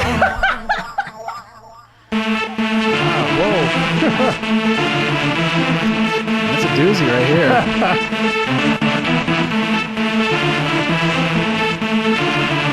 All right, bring this down, Jeffem, but we'll leave it in the background as we soak this stuff in here. Let's see. Jorge from Dos Palos, California. He says, "Hey, what's your favorite cover from Game Informer in 2018?" His is the Alex Ross Spider-Man cover. That's mine. Obviously, Yeah. I worked on it. And getting Alex to do that cover for us is the greatest thing ever. Yeah, I think that was Spider-Man. Spider-Man. Warcraft 3 Reforged. Hey, there we go. My favorite. Only the finest. I know it's controversial. I like the front of the Minecraft cover a lot, just because it's so different. Wait, Oh, hang on. What? the 300 issue Minecraft cover? Yeah. How? Okay, Jeff, take this down before I Oh, lose my yeah. mind. Speaking of 300 covers, I think that Metroid one is super cool. Yeah, The Metroid that's one true, is the super cool. Metroid one. Yeah, you're totally right. Okay, Bob Buell from Union, New Jersey says, "Hello there, G.I. Joes. The game show..." Okay, here we go. "The game show so nice." Here it is twice. He says, "Below is a follow-up to a game we played last year, and they're 15 matchups comprised of 2 different developers. But in each matchup, one developer is real and one developer is fake. This is from the PS2/GameCube era," as he puts it. Which is... Okay, choose which one is real. Okay. Barnhouse Effect or Heavy Punch? Game These developer. are developers? Yes, game developers. Heavy Punch is real. Heavy Punch, I guess. Barnhouse. Barnhouse Effect. Coffee Stains Digital or Brain in a Jar? Coffee stains. Yeah, Coffee Stains. Coffee stains. Brain in a Jar is the real one. Isn't there a Coffee Stain Studios? Hoboken Junction There is. or Coyote Console? Hoboken Junction? Really? All right, go with that one because they've all been the dumb ones Coyote. so far. Hoboken Junction. Coyote Console is the can't get name one of of a these. game developer. Digital Evolution or Micro Cabin? Digital Evolution. Micro Cabin. Micro Cabin. Micro Cabin. Just go against whatever I say and you get it right. Hand, but it's an acronym, so H-A-N-D, or Fork and Knife? Hand? Hand. Fork and knife. Hand. What does it mean? I don't know. I didn't list it. What a bad batch of names. Wow. Wow. Okay, this is where it gets insane. Bunch So of big an- games on that list too, I imagine. Hunter, an attack corgi from Vancouver, British Columbia. He sent in a PDF just of data from 2018 about the podcast. What? It's insane. It is so impressive, all the stuff that he broke down. He broke down every single email that was sent to us. Which state do you think sent in the most? California? California's number 2. Minnesota. Minnesota's number 1. There we go, with 52 emails from Minnesota, 4 from Washington, D.C. overall. Here's a little fun trivia. 5 states did not send a single email in. Wow. Throughout Wyoming? 2018. We got a campaign Oh. there. No, not Wyoming. Wyoming sent one in. Alaska? South Carolina? Gotta get Nope, both those sent in. Oh. Omaha. Nope. West What? Virginia. A state? Wait, which one? West Virginia? West Virginia is one of them, along with South Dakota, Nebraska, Dan the Tag, Dakotas, yeah. Hawaii, and Delaware. No Hawaii's. Isn't that crazy? Okay, it just keeps going for how many stats he broke down. Let's see. Oh, here's a fun thing. So in 2018, we had our new gaming year resolutions. Reiner, do you remember what yours was? No. You said you wanted to give full impressions of every game you played in 2018. Did you do that? No. Okay. I did better. This year, I'm trying to do an article a day. Oh, as that's long as I fun. can, and I've done it. Well, we're Achieved it. Well, we'll see as of this Thursday. Yeah. But I've Okay. done for the 3 days we've been Okay. here. I've done an article. So that's All right. playing the article about the Call of Duty player's nose being red. Yeah. Okay. They're unique. That's a good one. I They're like not that just article. News stories. Okay. I like that they article. are All right. unique editorials for Game Informer. Surreal, do you remember what your resolution was? Play more games? I don't know. I don't know. Play games. No, yours was to revisit more old games. Oh. Did you do that? I mean, this year I played Devil May Cry 4. Okay, there we go. That works. Kim said she wanted to play less Overwatch. I don't think that works. I said I wanted to stop listening to podcasts while gaming. That didn't happen. And use my phone less on the weekends. I've done that. I've deleted all social media off my phone. Yeah, there we go. Okay. You Okay. did. I did. Off his I did. phone. Off the No, phone. just off the phone. Off Yeah. the phone. Very important. Okay, here's some more stats. Number of times I chose Hunter's emails, 8. Let's see. Number of times making fun of Shay, 21 on the podcast in 2018. This is about right. Number of We got to go higher. This is where it gets bizarre. Number of times the panel on this podcast mentioned sex. That's all you. You do it every episode. How dare you? What do you think that number is? Oh, is it 7. overall? Yeah, for 2018. 50. 69. That counts. That's low. Hunter says 72 times. That No. seems like I'd have to see a breakdown because that's more than once per I think episode. I'm sure some of those Hanson's are are like 2 to 3 unintentional. per episode. That no way. It's the sexiest Did podcast you around. fact check this He's at going to all? have to show us I'm his not going back to end. re-listen to an entire year's worth of podcast for sex I references. mean, you could just made up all this. I guess that's true. I'm still very impressed. I think it seems accurate. Okay, panelists. He lists how many times every editor was on the my podcast. God. Who do you think is at the top of the heap? Hanson? No, outside of me. I was Oh. pretty high because we keep those stats. For our Reiner, work. you're second. Yeah. Wait, so you're first and Reiner second? No, so I'm not included on this. Okay. Jeff Cork? Nope. Jeff Cork is third with 22 appearances. It's probably me. Leo?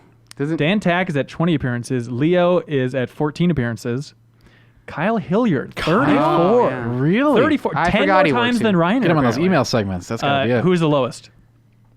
Elise? Nope. She's third Miller. from the bottom, which is a bummer. Miller. Nope. Not Miller. Miller's at It's 11. It's got to be somebody that's Cotto? never on the podcast. Cotto with 4 appearances. Andy's at 6. Gotta get all those numbers up. That's fun. Also, he broke down 1,000 other things. Very impressive. I am completely blown away. Thank you so much, Hunter. Well, for I guess going nuts with that stuff. before we get to it, I mean, that's the email of the week, right? Come I on. mean, it's incredibly impressive. like a slam It's dunk. hard to beat that much legwork. You say that, but you haven't seen this next email. Okay, Oh. all right. Final email of the week. Here we Oh, go. Here God. we go. This is Okay. Brian from Arlington, Massachusetts. Again, this is the definition of making the podcast better. Okay. He says, "Hey everyone, could you please do me a tiny, insignificant favor and do a quick performance of Aaron Burr, sir, on the podcast from Hamilton? I don't know. You that. don't have to do the whole thing, but if I you don't know do, it may either. I suggest Dan Tack as John Lawrence, JV as Marquis de Lafayette, and I don't know for Hercules Mulligan, Andy or Kim maybe. Imran, Ben, you should obviously be Aaron Burr. Feel free to mix it up. So I have I don't know the scene. it's we can just treat it like it's a play. Well, I get here that, but at I won't know Dantech. I want to Yeah. I want to how to Okay. you know how to say it. You don't need to do it. You just do it in your own voice. Here's But the there's gotta script be for a certain segment from Aaron Burr's normally sung. I'll kick Right, things. but I have to. I don't know how to like. I've never seen Hamilton. I don't know the diet. You know the. This is fine. There's I'm just sure words it is on the sung page. in a certain way. Pretend it's a script, Dan. Oh, I But see it our won't first sound sex right. reference of the year. Here we go. Shut up, Cyril. Okay, so here we go. Fools who run their mouths off wind up dead. I can't do this without like. Dan, having you that. got it. Yo, what time is it? Show time, like I said. Showtime. Yo, I'm John Lawrence in the place to be. 2 pints of Sam Adams, but I'm working on 3. Those redcoats don't want it with me, because I will pop chicka pop those cops till I'm free. What am I reading? This is the. Oi, oi, mon ami, Jamel Lafayette. The Lancelot of a revolutionary set came from afar just to say, bonsoir? What is that? Tell the king, Cassitoy? What is this gibberish? What's the best? Siest moi? That's French. I'm Hercules Mulligan, up in it, loving it. Yes, I heard your mother said come again. Hey, lock up your daughters and horses, of course. It's hard to have intercourse over 4 sets of corsets. Wow. There's sex. Ding. Tech. I just want to say, I wish I had time to prepare for this. Like, if I'm doing like Cats or Les Mis, I want some time to prepare. I understand. Kick it off, Dan. No more sex. Pour me another brew, son. Let's raise a couple more to the revolution. Hold on. Yeah. I want all of us together to read mine. You mean ready? wee? So realistically, you want ready? how this goes, Reiner? Okay. Okay, ready? Okay. 1, 2, 3. Oui, mon ami, je m'appelle Lafayette, the Lancelot of the revolutionary set. I came from afar just to say bonsoir to the king Cassitoy, who's the best, c'est moi. Blah, blah. All right, we got it. Oh, hey, Eiffel 65's back, ladies and gentlemen. Thank you, Brian from Arlington, Massachusetts. I like that one too. All right, what do you guys like? Email of the week. The stats, if it's real. Yeah. I mean, I the think stats, it has the stats to- had to have taken Yeah. forever to It do. feels means The fact very that real. the fact Plugging that in it would data. take an inordinate amount of work to verify all that. This I think would have means won. he put This in would have most- won on any other week. any other week. That was the Hamilton one. All right, congratulations. That is Hunter, an attack corgi from Vancouver, British Columbia. Only the finest. Thank you for keeping way too much data on this podcast, more than we do. I'm very impressed. Well, now I got to go see Hamilton. I need my work on Just my to see delivery. your That role makes in it. me Yes. not want to see it. Dan, one time, there's this documentary about Hamilton that PBS aired, and in it, Michelle Obama said, Hamilton's the greatest work of art ever created on planet Earth. I believe it. Tickets are like $1 million. Yeah, So. but I heard that and I was like, all right, I like it, but cool it, Michelle, Mrs. Obama. And the more I listen to it, I'm having a tough time disagreeing with that. I think it know. might be the greatest work of art ever created on I planet like Earth. Karaoke My Disney only- show tunes are pretty high too. Oh, that's true. So in Japan, we did sing some karaoke. And Dan, that's like, okay, so we had Universal Studios, we bonded. We did. The second time we've ever bonded in our lives was singing Disney villain songs at karaoke in Japan. That was good. That was good stuff. It was very sweet. And then you attacked me for singing Barry McGuire's Eve of did. Destruction. I did. We gotta bring which this up. was a fun song that I was very excited to sing, and then you countered my programming with some crappy Bob Dylan song. I was going for the same feel and the same era. Okay. All right. Okay. It was brutal. Yes, Renner. The only thing I know about Hamilton is from Curb Your Enthusiasm. Because he was on there. Right. That's it. You need to listen to it. You can just listen to it Well, all in don't There's I no need way to I go can see deliver those it? lines without hearing it. It's I'm waiting for the entirely- movie. It's entirely sung through. Lin-Manuel says they're not going to make one. Says there's no plans. I feel like I got to go see it. No, so it's entirely sung through. So you can listen to the soundtrack, which is Oh, like 2.5 okay. hours, and you Oh. won't miss a single beat. I mean, there's some context stuff visually, but Some outside of that- actors moving around. I guess they dance or something. Okay, anyways, that's Hamilton. Podcastingcover.com. Thank you so much, and congratulations. British Columbia, first place on the new map. Very exciting. Yeah. Oi, oi. Or what was it? Me, me? Wee. You got it. Anyways, stay tuned for an interview with a couple leads from Sumo Digital to find all about. It's more of like if you're interested in the game industry. This is how an indie studio can expand in England to now cover 5 different studios and work on 1 million different projects. How do they do it? Here's the interview.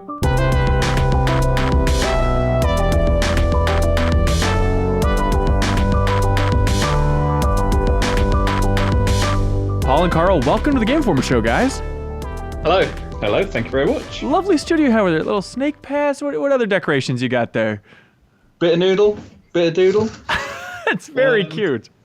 Yeah, absolutely. All right, Our favorite plushies. I've been meaning to talk to you guys for a while now because Sumo is one of those names that it starts to bubble up more and more, and it just reaches this point of, I've heard this name so many times in the industry, and I have no sense of what's going on over there, really who these people are. So this is an opportunity to finally meet the mysterious Sumo. So just on behalf of the entire industry, what the hell is going on over there? Well, we obviously can't possibly talk about it. Cool. Thank you so much for watching the Game Informer show. We appreciate it. Yeah, absolutely. We've been making games for 15 years, and We're super busy, super focused on making video games, and it's when you're busy doing that, there's not a lot of time for a lot of other stuff. So we tend to sort of get our heads down and try and make fun games. But it's great to get a chance to talk to you guys about it. Yeah, for sure. So Paul, you've been with Sumo for how long now? I co-founded the company 15 years ago. Jeez. Nearly 16. And does it feel like in the last 5 years things have really exploded in a good way, or how would you arc this trajectory here? Things have just continued from day one, really. We started the company with 8 people, and the next year there were more, the next year there were more. We kept saying we'll never get bigger than a certain number, but we keep growing and we keep doing more things. And it's just, when you look back, it seems like 15 minutes, never mind 15 years. And now you're at 5 studios? I have to start counting them. Yeah, 5 studios, yeah. That's absurd. Okay, so 4 in England, 1 in India, is that right? Yeah, absolutely. So, 4 in England. We opened 2 last year. We acquired CCP Newcastle. So we've got a studio in Newcastle that used to be CCP Games in Newcastle. They were the guys that did Eve Valkyrie. And what else did we do last year? Chinese Room. Last year we acquired the Chinese Room. So we've now got a studio in Brighton, which is the Chinese Room. Do you want to talk about that Chinese Room acquisition a little bit? Everybody's gone to the Rapture. Everybody knows them. What was that process like? What were those discussions like to make that happen? I hadn't met Dan before 2017. So I met him at the back end of 2017 when they'd finished Rapture. And he was keen to do something a little bit new and a little bit different, and step a little bit away from running a company and just focus more on creating games and content. And I met him, Karl, our CEO, met him, and we just seemed to really click really well.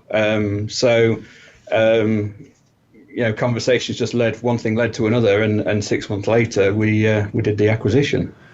This is what's mind-boggling, is you think of like big indie studios, even like an Insomniac, they have 2 studios, right? Like 1 in Burbank, 1 in North Carolina, and even that feels like a stretch.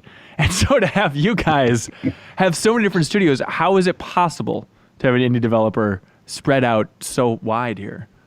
For me, it's about having studios that have, key talent and skill sets within their studios. So they're effectively running their own projects. They're running as a studio on their own things. So we're really about enabling groups of people to make great content rather than have the Sumo way of making games where we assimilate people into doing the same thing. That's not what we're about.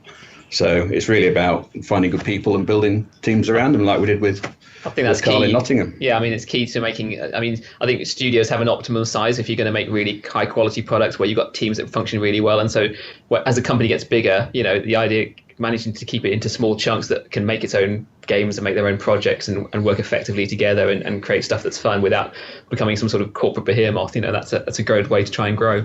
Yeah, and what's game development like in India these days? I'd imagine you guys have to keep your eyes on it a fair amount. Yeah, it's interesting because we opened the studio in India nearly 12 years ago, actually. So, for the first couple of years, there were quite a lot of challenges. It was an art studio, so a lot of artists in Pune, because there was quite a lot of talent in Pune. And like you say, communication initially was quite challenging, but over time, we've got some more senior staff within that studio that understand a lot more about Western game development. And more recently, we've been able to set up an engineering team there. And now we've got a design team started there. So we've got quite a few level designers there creating content. And that starts to work really, really well. So I think we've got 85 people in India now, so it's quite a sizable studio. Oh wow! Which project are they working on? All sorts, all sorts. All of them, yeah. They've done quite a bit. They've helped out on Team Sonic Racing. Team Sonic Racing. They helped out on Hitman 2. So all sorts of things. Basically, whatever we're working on, sometimes things get done there as well. Okay, so just trying to wrap my mind around the expansion of Sumo in general. Do you think a part of it is just maybe the British game development scene over the past 5 years, or whatever window you want to frame it? It's been a little bit rocky. There have been some studio closures, a lot of racing teams kind of being dispersed. Is that just part of the story of Sumo? There's so much talent that we have to scoop these people up? I think there's absolutely a lot of talent in the UK. I mean, we would say that we've worked in the UK for a long time. But there's a lot of game development history in the UK that's that stayed within the area. But really for us, it's about engaging with publishers and enabling teams to create content and providing a service that publishers want to come back to. So I think that's why Sumo have been successful is we try and work really closely with publishers to provide what they want, how they want it, when they want it.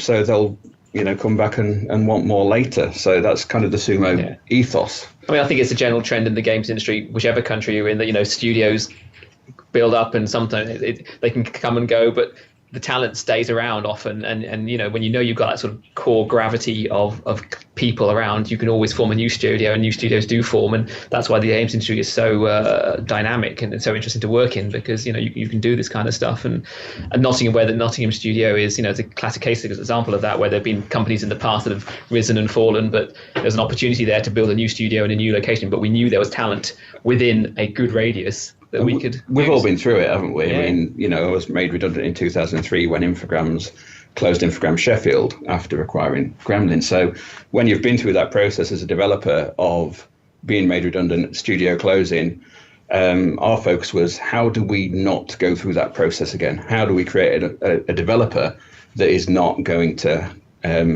be either feeding itself hand to mouth or be dependent upon the success of the next project, rather than being able to just continue to make games. Yeah, Karl, I mean, you want to talk about that group that you've been working with for a long time? Are you still working with a bunch of old Free Radical friends, a lot of even Rare friends at this point? Yes, I mean, there's companies around Nottingham like Free Radical, which I was one of the founders of. Yeah, I mean, there are people in Sumo Nottingham who I've worked with for a long time and who were part of that setup. They also came when Crytek came in, and I was there for a while, and we had a group of people there.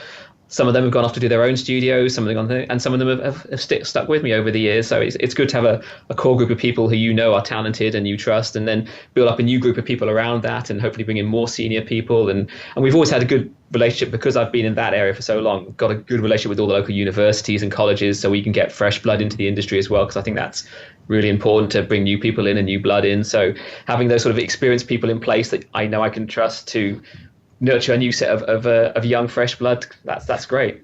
Yeah, well, okay, the fresh blood's great, but I mean, come on, you were at Rare during the golden days, man. That's got to be exciting. Does their fresh blood ask you a lot about, like, oh, tell me about GoldenEye, tell me about Perfect Dark? The ones who come in these days, you have to tell them what GoldenEye was, and I do all the time. The interview process, isn't it? Yeah, that's right. Yeah. How much did you like GoldenEye? Well, you've got a job. Yeah. What was your contribution to those games? What was your title back then at Rare for those projects? I was the environment artist.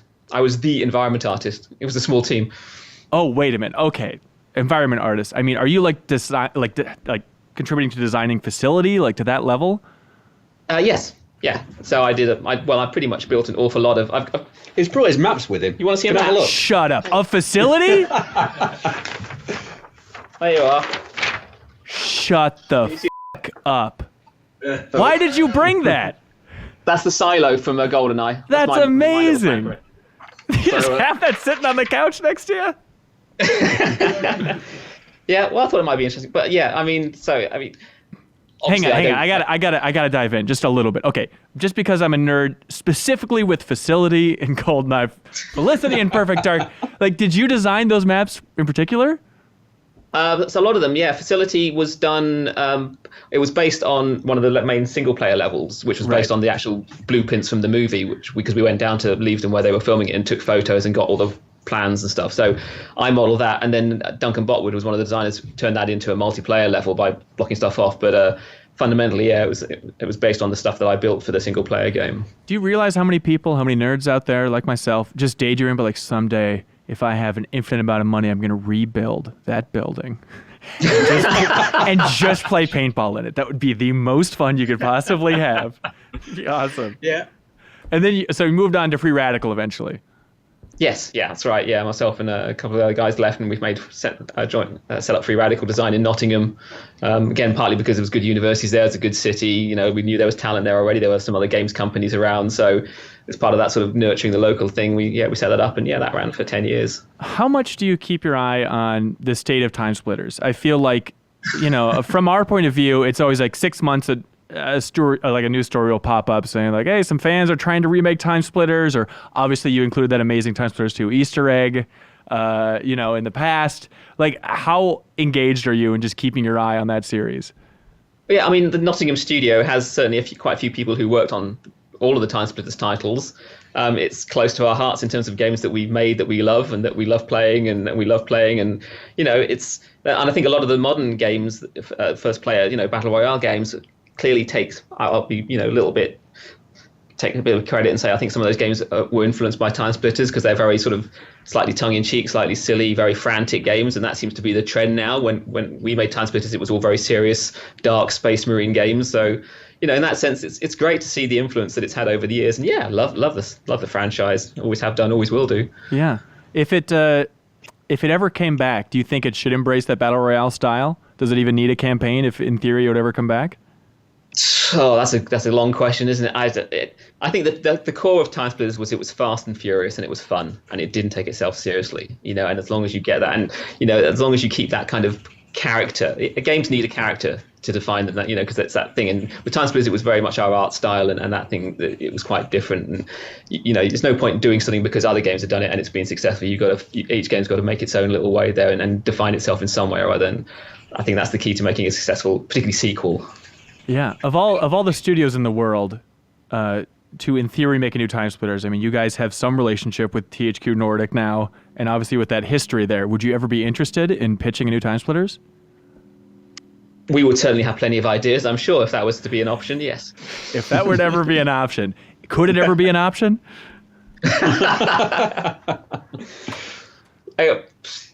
Always got ideas for new games like that, yes. Okay, all right. Paul, all right, so Paul, trying to figure out, you talk about like, making publishers happy. That's the secret to Sumo's success. What is that pitch process like for you? Are you just dialing up every publisher to make sure they have your phone number as just readily on hand as possible to be like, hey, we'll take projects, give it to us. We can tackle anything here. Well, at the end of the day, either we can take a project or we can't. And often when we say no, we can't take a project, that publisher will come back later because we said no. So at the end of the day, we'll only take things on that that we can take on, and that those relationships they are fairly constant, absolutely. So there's things that we're doing now, there's things that we've done in the past, there's things that we look to do in the future, but we're always talking to publishers. Yeah. Yeah, it seems like you guys have had a great relationship with Sega and Microsoft in particular. Are those kind of your big two? We have relationships with Sega, Microsoft, Sony. Sony's a great relationship. We do a lot of work with CCP. You mentioned THQ Nordic. So yeah, lots of different publishers. What do you think they see in you guys when they say, "Hey, you've got the deal"? Do they give a reason why? Usually, charm and yeah, humor. absolutely, yeah. Generally, we it's love creative facility. alignment. We have to give you this project. Generally, it's creative alignment and having the technical chops to be able to do what it is they need to do. So, Yeah. Have you noticed? Have you had to make big shifts in your business in the last 5 years? I don't know why I keep using that metric. In terms of pitching to publishers, what big trends have you seen that you've been trying to stay on top of? I think we see shifts all the time, and it's always, there's always new ways of playing. There's always new, VR was a big thing over a period of time. We didn't necessarily do a lot of work in that space, but Switch came along, a little while ago. We had Snake Pass on Switch. It was the first, Unreal Engine 4 game released on Switch and other platforms at the same time within a month of the Switch launch. So, we're always on new technology as and when that's there. So the industry is always changing, which is great. What's really interesting when you're talking with publishers, particularly when they've got really interesting IPs and they're looking for and that's something new to do with it, is the best relationships that we've had and we continue to have are ones where there's great sort of creative cross exchange of ideas, and they'll come to you with an idea for a game with one of the existing IPs, and there's one of the things that I think Sumo really offers is not only its technical capability, but it's the imagination. It's coming up with new things to do with the franchise and take it in a new direction. And the publishers, particularly recently, are always very open to new ideas from companies like Sumo who say, well, they come to us with an idea and say we'd like a game like this, and we can go back and say that's great. How about we tackle it in this way? And then that's when it works really well. Yeah. How often are you pitching new IP to them versus them saying like, hey, can you possibly take Little Big Planet 3, for example? So fairly regularly, and we actually have a small team in Sheffield that are doing kind of pitches and new ideation, coming up with new games, new ideas. A couple of those have been, we're having some good conversations about a couple of those ideas. But that often leads to a new thing. So we can often say, we've got this idea for this, this platformer, and then someone will say, but we've got this IP. So why don't you just do a treatment on that utilizes our IP? And then, of course, we've got, then we get that creative alignment where we've had an idea, but they've got maybe a franchise or a property that fits really well with the gameplay idea that we've got. Is that Team Sonic Racing, which is coming out soon? I mean, that's a classic example of that, where Sega came to us and wanted to do something new with the Sonic Racing brand, and had this team idea. We refined that. We came back. We worked very closely with Izuka-san in LA about back and forth. So we had the two design teams fundamentally working very closely, and we've come up with a game with a very strong team-based mechanic. But it's because of that interchange between us and Sega that we've got to that point. Yeah, going back to the origins of the Sonic Racing games is really interesting to me. I feel like I don't think you guys get enough credit for it's just become a default. Oh yeah, those Sonic Racing games are really good. And everybody in the industry just says it, but it's that is such an anomaly. Not in relation to you guys, but just that idea of Sonic in a car and the games are good. Oh yeah, no, of course. And just from your guys' hard work. What were those early discussions like, and what was the messaging from Sega about why Sonic had to be in that car? So, I mean, you've got to go all the way back to the start of the relationship with Sega. And obviously, actually, before then, we did some technical work for Microsoft for a Codemasters game, to make a Codemasters game work on Xbox Live way back in the day. Bit of engineering support. And Microsoft then recommended us to Sega as a developer that, could do good network network technology. So Sega came to talk to us about Outrun, and we pitched for Outrun. We got Outrun and brought Outrun 2 to Xbox and then other platforms. Then, because the PSP came along, Sega wanted Virtual Tennis on PSP, and we pitched for that. We said, we can do a great job with that, and we did Virtual Tennis for launch on PSP, and this is in 2004 or 5, I think. But then we'd got knowledge of Virtua Tennis, and Sega had got this range of IP, and Sega kind of said, have you got any ideas of what you could do with Virtua Tennis to make a game that would appeal to other people? So, well, we'll put loads of different Sega characters in. So we proposed All Stars Tennis, Sega Superstars Tennis to Sega, and they were like, yeah, actually, if you can persuade the IP holders to put their characters within Sega into your game, then we'll do this. We went to Japan. We met lots of different IP holders, and they said, yeah, okay, you can have my character. And we basically made Sega Superstars Tennis. And because of the success of that, there was well, what do we do next? So it's kind of now, actually, wouldn't it be great to do look at the success of things like Mario Kart? Why don't we do effectively, Sega and Friends does karting? So It was a lot of history, but then, it was our creative team saying, why don't we do this? Why don't we try this? And then kind of persuading the different franchise holders within Sega that it was a good idea. And now you guys are the last team to work on the Skies of Arcadia IP, which is just a crazy concept because you included that in the racing game. That's such a crazy honor. Was that a tough one to get, to have those discussions for that one in particular? I don't remember that one. You'd have to ask probably Steve Lysett about that one. Okay. involved in those discussions, but yeah, don't know. Gotcha. And then things just kind of snowball from there, right? Where it's like, well, you guys are great at racing, so now Disney will reach out to you for Disney Infinity, for the Speedway. Absolutely, yeah. That was a conversation with Disney and the guys from Avalanche at the time, and yeah, again, it just made perfect sense because they were fans of the game and kind of came and talked to us. Yeah. Were you? So we did the Disney Infinity 3.0 cover story trip, cover story, and on that trip, when we saw Speedway, it's like, this is impressive. I don't know why this isn't sold standalone. Couldn't you guys make so much more money just calling it Disney Racing? Am I nuts? I don't think you are. What? and like John Vignacchi, God bless his heart over there, was like, yeah, I don't know. It's a debate. We don't really know, but I think we're going to sell it just within Disney Infinity 3.0. In retrospect, what do you think? It's one of the best kept secrets because, I don't know how many people actually went to the effort of playing that part of the game, but it was great. Yeah. Is that what you want from your games, to be best kept secrets, though? Not really, no. Well, it's a bit like Sumo. We seem to be one of the industry's best kept secrets, but yeah. That's wild. I mean, yeah, it's best kept secrets, but you're working on so many games at this point. All right, just for a rundown here, Project Nova, still being worked on? Yep. Okay, great. Crackdown 3, still being worked on. Yep. Dead Island 2, still being worked on. Yep. Okay, Hitman 2, kind of sort of still being supported? Basically done? Bit. Yeah. Okay, and then Team Sonic Racing. Yep. Yep. And then probably a couple other mystery projects in the midst. Yeah, a few, yeah. Okay, with 3, what are we talking here? Oh, so many. It's definitely single digits. Yeah. Single digits. Okay. All right. The saga of Crackdown 3. Not looking for new details on the features of the game, but what has that journey been like for you guys? This entire run. When did you get brought on board? What were those early discussions? We've been on it for over 5 years, so yeah, right near the start, I guess. Has it been a difficult development for you? It's been an interesting one. Because it's changed a fair amount. Like there's a lot of people to have discussions with and shifting development priorities, all that stuff. Yeah, absolutely. It's just one of those projects it's gone in different directions at different times, I guess. And it's a very ambitious game. Yeah, I bet. How are you feeling about it at this point? I mean, you're nearing the finish line, right? Excited to get it in people's hands. Are you going to hit that finish line?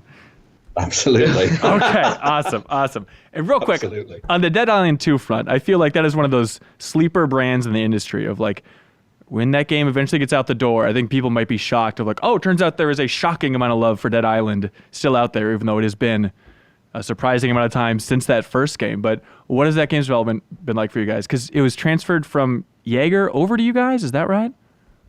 We started on it probably just over 2 years ago, I think. So, yeah. Okay, and how are you feeling about it? Yeah, good. There's a lot of good stuff in there, so yeah, it's exciting. Okay. Yeah, I think when THQ Nordic are ready to show more, I think you'll like what you see. Yeah. Okay, that sounds fair. All right, so Paul, after all your years, just if you have any other advice for people running a studio, I don't know how many people are listening to this podcast. Give us some big do's and don'ts, big do's and don'ts throughout your history here. You're making me feel old now. Oh, do's and don'ts. As an industry veteran, yeah. Karl, you're welcome to support him too. Tell him what he's doing wrong. I tell you, the one thing we always ask, the question we always ask ourselves, and I think this works at any level, whether you're junior or management, is why would that be good? That's the question you always with everything. Whether it's a big high level management decision or whether it's a game feature or design.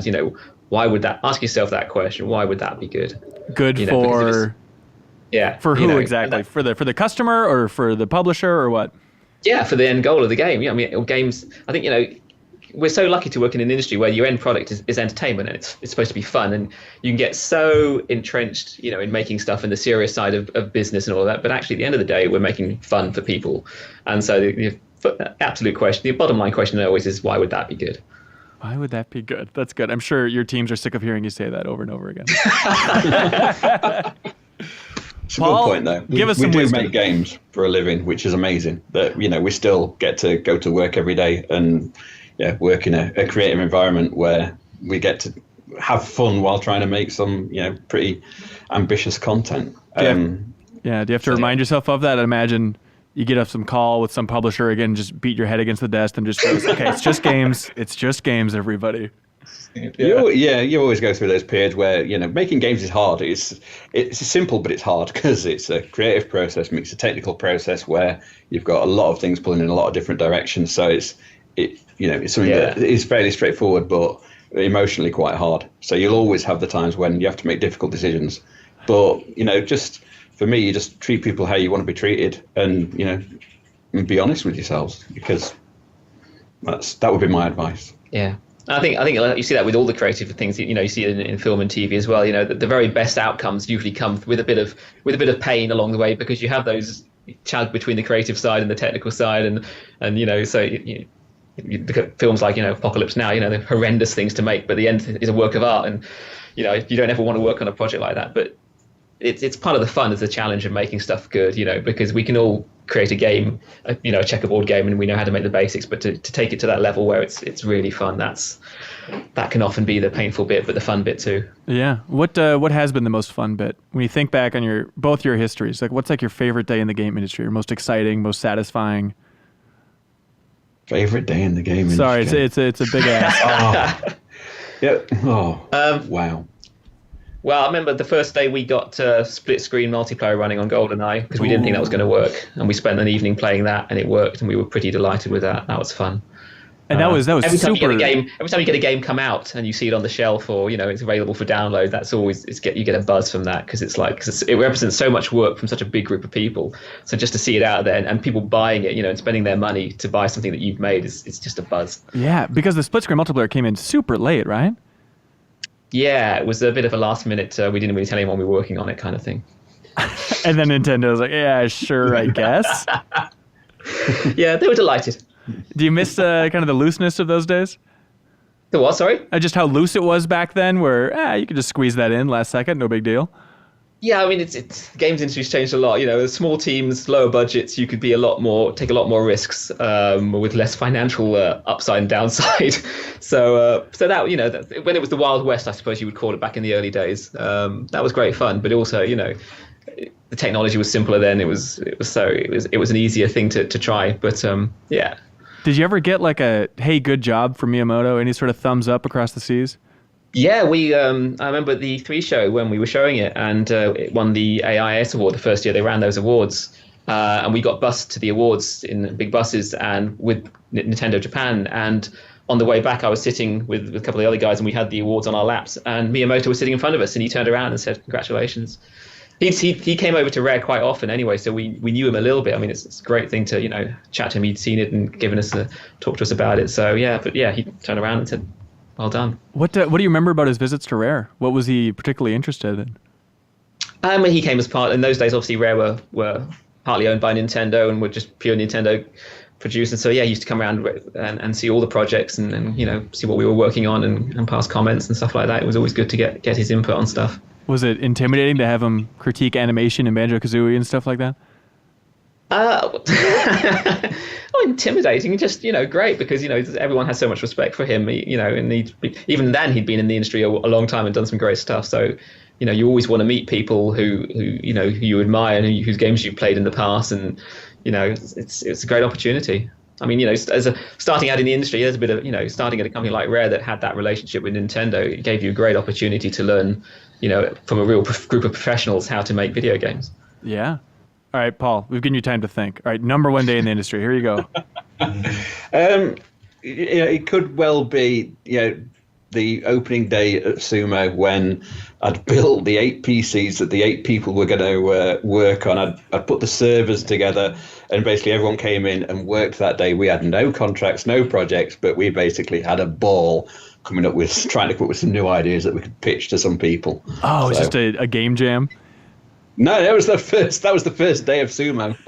Professional game jam. Do you remember coming to work? We don't know what we're doing. We'll try and come up with some ideas. We'll try and pitch some things. But basically, we've got the PCs on the desk. We've got the desks in.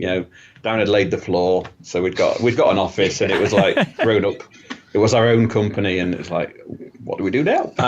First day at Free Radicals, putting together furniture from flat packs. You know? It's like, We'll worry about the design later. yeah. What do you remember anything from those early pitches? From those early ideas? Oh yes, I do, absolutely. Yeah, there was an open world city game where you played as a policeman, but Sounds ambitious. But yeah, it was ambitious. And yeah, we were looking at doing something. We loved Hogs of War. We tried to do something with Hogs of War, to take that on and do another Hogs of War, but it never quite got there. Oh God, who owns Hogs of War at this point? Now, Atari, someone in Atari, maybe, if there is still an Atari somewhere. God, of all people, you should know if there's an Atari, right? You guys are connected to everybody, for Christ's sake. I kind of lost track. It still exists in some form somewhere. I don't know exactly how. Yeah. So what does the future look like for Sumo? We're busy. Yeah, absolutely. Just more games, a bit more growth. Maybe some. We'll just continue to grow. We'll grow in the UK. We'll grow wherever. And just keep working on creative stuff. More IPs for more people. Yeah. Another 5 years of Dead Island 2 development. Okay, we'll see. Are you hell bent on staying indie? Well, we're a public company now, so we're kind of we're on market in the UK, on AIM listed. So yeah, we're kind of in our what we think is our kind of final resting place as a company. So we're no longer going through any kind of management buyouts or private equity funding or anything like that. We're now on market, so that gives us the stability to continue to do more things like Snake Pass, where we come up with our own ideas, more game jams. And more growth. Yeah, and Microsoft won't come knocking to try and purchase you guys anytime soon. Well, I don't think so. So, like I think we flirted with it a little bit, but like with the Chinese room in particular, like, do you want those guys and gals to keep working on what they're good at? Is that the idea? Absolutely. Is keep that team somewhat separate within Sumo just to stay on that track? Absolutely, yeah. Let Dan and his team do what they do best. Which is games that they're known for, but also expanding their the walking simulator genre that they kind of invented and doing a bit more than that, but being really creative, telling some great stories. It's what they do. I think, Paul said it earlier on in this conversation, every studio needs to have its being, it's pretty independent and has its own culture and its own character and works on its own projects. And it's important that the studios work to their own strengths, and some studios will have different expertise in different areas. So it's about, those studios, depending on which studio you go to within the Sumo group, it's not an identikit company. It's a company that obviously shares a family of skills and knowledge base, but actually very much has its own skill sets depending on which studio you're in. So Chinese room should definitely be doing the things that they're strong at, and our Newcastle studio will be doing stuff that they're strong at, and certainly my studio in Nottingham, we try and focus on the things that we have a core skill set in, and Sheffield does the same. So, Yeah, awesome. Anything else you guys want to say? Get off your chest after all these years? No, I don't think so. No, it's just trade again, how much fun it is to work in the games industry. I think we should encourage more people to get into the games industry, and we need to keep making positive noises about the games industry and make sure it gets the recognition it deserves. Yeah, there we go. Beautiful. Hey, Paul and Karl, thank you so much for your time, guys. Really appreciate it. Really nice to talk to you. Absolutely. And thank you so much for watching and listening to this episode of the Game Informer Show podcast. Be sure to tune in next Thursday. We'll have a new episode waiting for you. Bye, everybody.